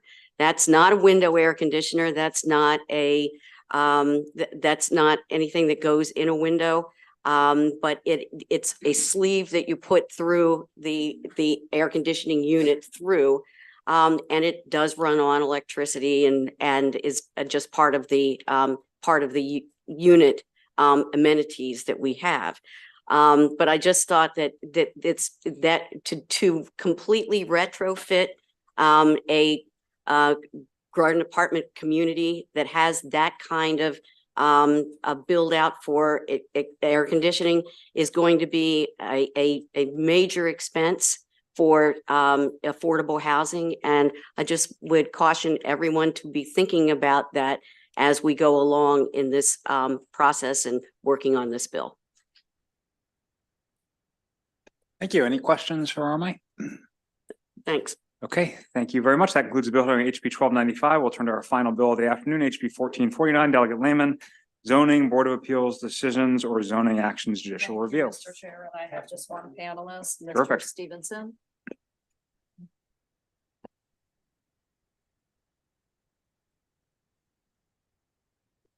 Good afternoon, Chair Corman, Vice Chair Boyce, esteemed colleagues. For the record, again, I'm Delegate Mary Lehman, here to request your favorable consideration of HB 1449, zoning, Board of Appeals decisions or zoning actions judicial review. This bill would apply to 9 Division I charter counties: Anne Arundel, Baltimore, Cecil, Dorchester, Frederick, Harford, Howard, Talbot, and Wacomico counties. Just a note, the state's 2 largest counties, Montgomery and Prince George's, are designated differently, referred to as Division I or Division II counties, I'm sorry, because of their district council regime. So this bill will not apply to them. So what the bill does is allow civic associations, unincorporated community organizations, and other groups to file a request for judicial review of a decision of a Board of Appeals or a zoning action if one of their members is aggrieved. To be able to file a court challenge, an organization must consist of 2 or more members with a common purpose, and at least one member must have standing, which means that he or she would be directly aggrieved by a planning or zoning action. The bill specifically defines what it means to be aggrieved. This is also known as injury in fact. First of all, the individual has to be in close proximity to the project in question. Typically, this is less than 800 feet. Injury in fact includes a property right or a personal interest that is distinct from or specifically affected in a way that's distinct from a property right or a personal interest of the general public. The aggrieved person also has to demonstrate that she or he would suffer adverse effects on personal health, use and enjoyment of a natural resource or the environment, including the aesthetic, recreational, conservational, and economic interests that are shared by the community. Under this type of standing, an organization that has an aggrieved member can challenge land use decisions in court, whether it's a comprehensive plan or a rezoning action. There are additional criteria on the ability to file for judicial review. So an organization, first of all, must consist of 2 or more members, as I said, joined together for a common purpose.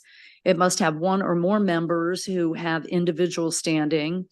It must have interests it is seeking to protect that are related to the purpose for which that organization or association was established, and to have a claim and relief that do not require the participation of any individual member of the association or organization in that court case. So the idea for this legislation you are going to hear from my panelist, it came from a land use case in Severna Park concerning a proposed development on a historic property known as Mount Misery. This was a Union Army fort during the Civil War, and it sits on a hill overlooking the Severn River. So the top of the hill is how it was given its name, Mount Misery. And the Magathie River Association had very serious concerns about losing the historic significance of the area. And because of the steep grade of the property, the association also has concerns, legitimate concerns about erosion that would likely occur with the removal of trees and the disturbance of so much soil. However, under current standing law in Anne Arundel and those 8 other charter counties I mentioned, the association cannot file a legal challenge in circuit court. So this bill would permit groups like the Magathie River Association to assert the legitimate interests of its members and therefore allow citizens to pool their resources and their political clout to have their own day in court. I thank you for your consideration and I ask for your favorable report. Good afternoon, Mr. Chairman, members of the committee. My name is Russell Stevenson, and I am in favor of this bill.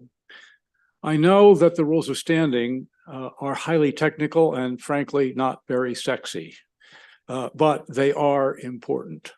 As a lawyer who has represented citizens in land use cases, I have personal experience with their importance. The rules of standing are designed to serve 2 goals. First, they limit access to the courts to those who have legitimate legal claims. And second, they are intended to conserve judicial resources. Unfortunately, Maryland's current rules of standing in land use cases serve neither of those goals well. The courts have interpreted the standing requirement to require that a citizen seeking to challenge a land use decision must be harmed in a manner different from the general public.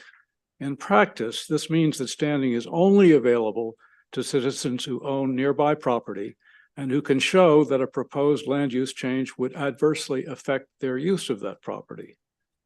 While protecting property values is certainly one of the objectives of land use law, it is not the only one. Our land use laws are also designed to protect aesthetic and environmental interests. As the U.S. Supreme Court has said, aesthetic and environmental well-being, like economic well-being, are important ingredients of the quality of life in our society. Unfortunately, the current standing requirements effectively forecloses the opportunity of citizens to protect aesthetic and environmental concerns against unlawful land use actions. The existing law on standing is also vague and difficult to apply. As a result, rather than conserving judicial resources, they bog courts down in lengthy hearings on standing before the courts can ever get to the merits. This also disadvantages citizens seeking to assure that the land laws are followed because they often lack the resources to fight lengthy battles on standing. This bill will remedy those defects, and I encourage a favorable report. Thank you very much for your testimony. I do not see any questions. We do have another favorable witness, Dan Tootle. Please begin when you're ready, sir.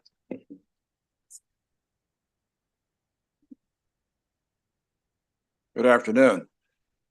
I am Dan Tootle, and I'm speaking in favor of House Bill 1449.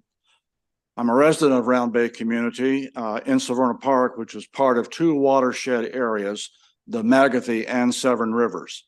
For the past 2 years, our community has been impacted by the development of 2 land plats within our community that involve the destructive development of 2 very steep sloped lots, both well within the Anne Arundel County critical area and within 1,000 feet of the Severn River. The 2 lots of concern have stormwater drainage that goes to both rivers.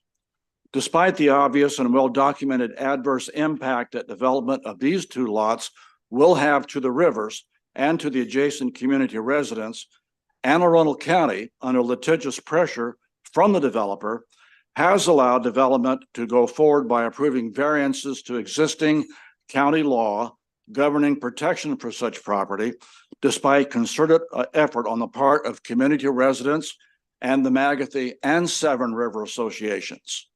During administrative hearing and subsequent Board of Appeals hearing, community residents and associations found ourselves barred from effectively mitigating damage resulting from such development due to a lack of standing under existing interpretation by Anne Arundel County administration to have a voice in this matter.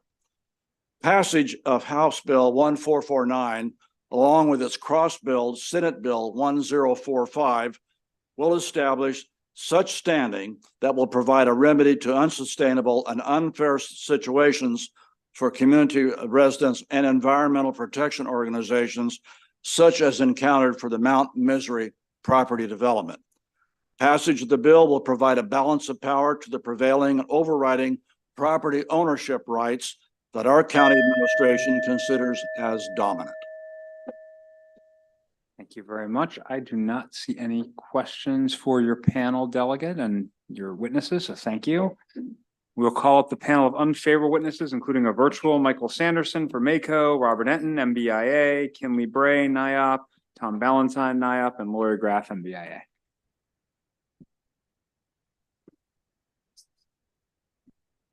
Please, one of you go ahead when you are ready.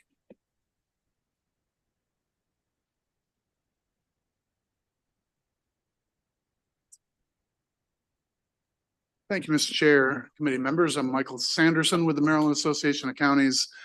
We submitted written testimony in opposition to the bill. I'll point you toward that, but also I'll go out of my way to point you toward the fiscal note. An awful lot of times, the fiscal and policy note from your nonpartisan staff gives you the really simple basics. Here's what the bill does. An agency says they have to hire a person, costs 80 grand, that sort of thing. This is 6 pages of really helpful background on where we are today, what this bill would propose, and who would newly be able to come to the table to complain about growth and development plans in the master plan macro and in this little project here or there, getting a permit or getting an approval or getting a variance at small scale.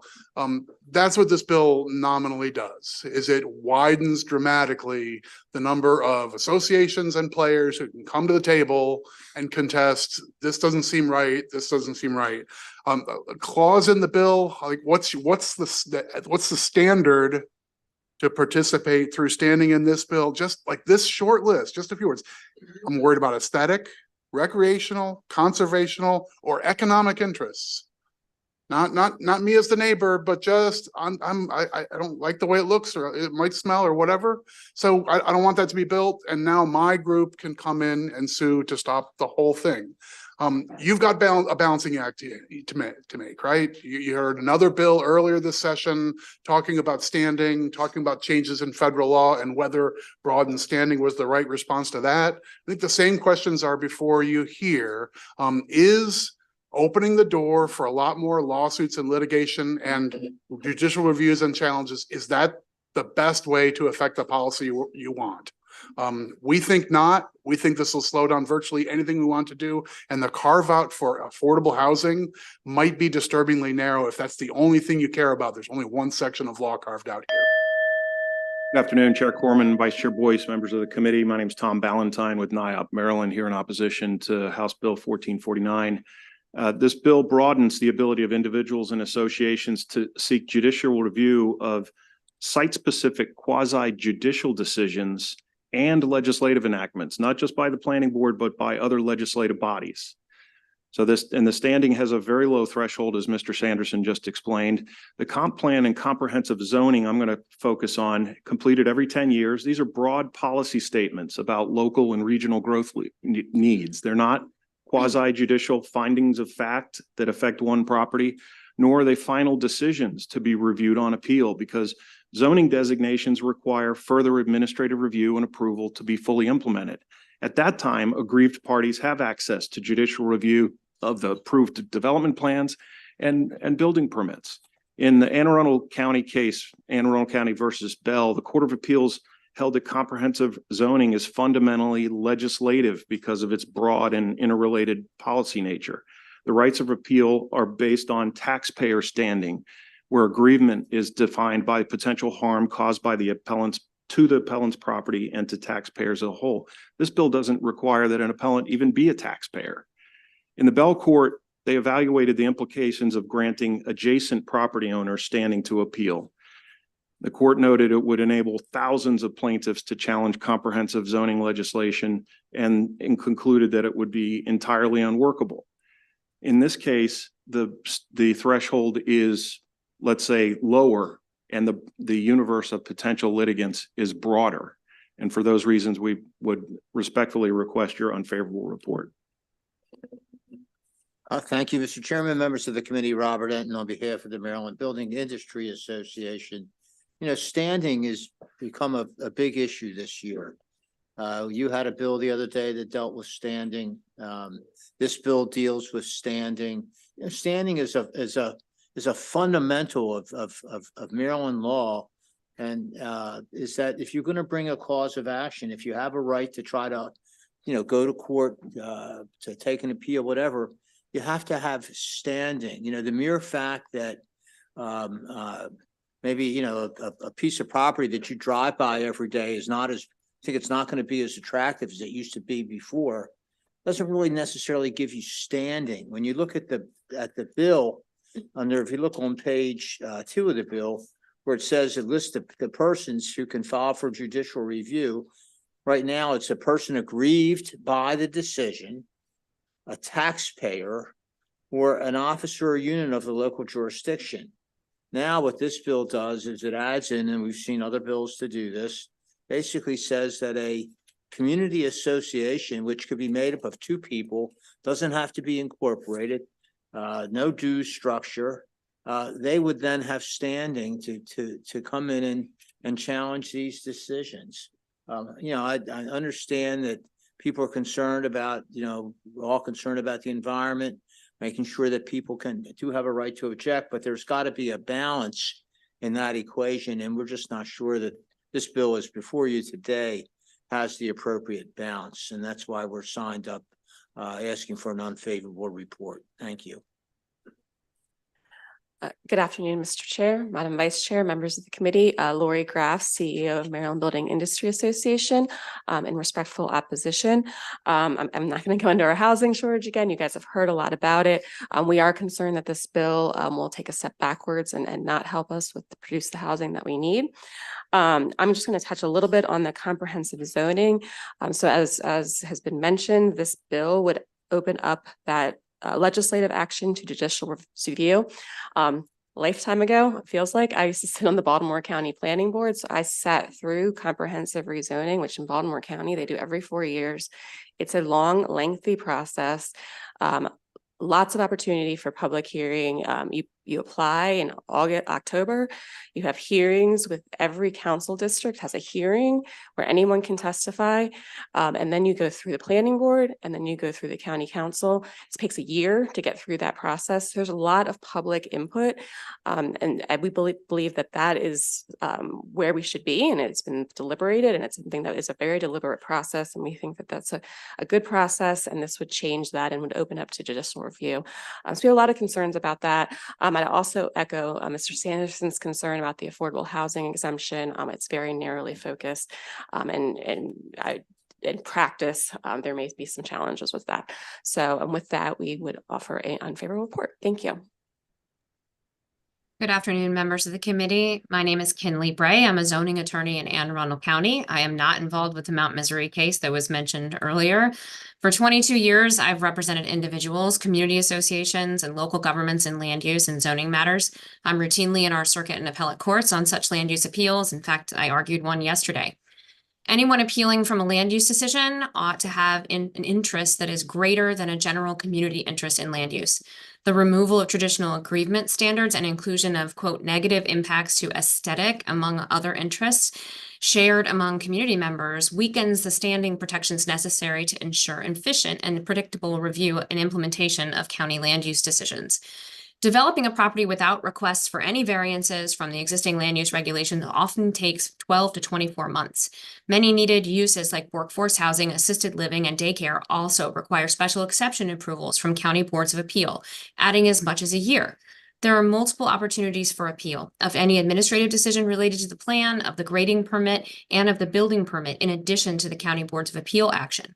In most Maryland counties, there are 2 levels of statutory appeal available to an aggrieved party. In Anne Arundel County, there are actually 3. It can routinely require an additional 3 to 5 years to resolve these appeals. For example, I represent a developer of a small 75-unit memory care facility, and one neighbor of that project, a pastor and his church congregants, individually attempted to obtain standing. Many of these individuals didn't live in Anne Arundel County, and it took nearly 6 years to resolve the litigation involving that project. Expansion of standing in zoning matters will make this the norm, not the exception. This bill will make it much more difficult to meet our state's economic and public policy goals and to provide needing housing, senior care, and child care resources. And for that reason, I request an unfavorable report. Thank you. Thank you. Any questions for this panel? Okay, do not see any. That concludes the bill hearing on HB 1449. Oh, I'm sorry, Delegate Lehman, I apologize. Please Thank go you, Mr. ahead. Chair. I wanted to ask this panel whether they were aware that there are 3 exemptions in this bill, and it's not just affordable housing. Did you read the exemptions? Because I think they're meaningful. Yes, we did. I So did. judicial review would not apply to affordable housing projects. It would not apply to brownfields projects, but I think most significantly, it would not apply to any redevelopment projects. So redevelopment of previously developed properties. And the other question I have is, are you aware that there is a standard, this exact standard in Prince George's County, that associations, including my neighborhood civic association, has standing in all zoning and land use matters? So this is not unprecedented. Delegate Lehman, I'm happy to answer that question. I am aware of the Prince George's County standard, and I am aware of the exemptions in the bill. I don't think that there is a agreed upon definition of redevelopment, or that redevelopment is enough to ensure that the projects that are of important public policy, important to the public interest, are exempt from this type of standard. And I think the universe of cases in which we will be litigating the standing question is going to expand vastly as a result of this. And I think, as we can see in a comparison of Prince George's County to elsewhere in the state, that would be proven true in terms of how many cases are litigated on by community associations. Okay, well, we have a fundamental disagreement. Thank you. Any additional questions for this panel? Okay, thank you. That concludes the bill hearing HB 1449. Colleagues, just a reminder, we're going to take a pause to vote. I also just want to highlight, we have 143 witnesses signed up for tomorrow. Most of that is not bill sponsored by members of this committee, but I would just encourage you to tell your friends. If your bill a week and a half before crossover requires double-digit witnesses, that's a pretty tough road to hoe. So just keep that in mind and look at the list and tell your friends about my lovely comments. And on a more positive note, I think we're all in need of a moment in ENT history. Thank you, Mr. Chair. Colleagues, the word ursinus derives from the Latin term for bear.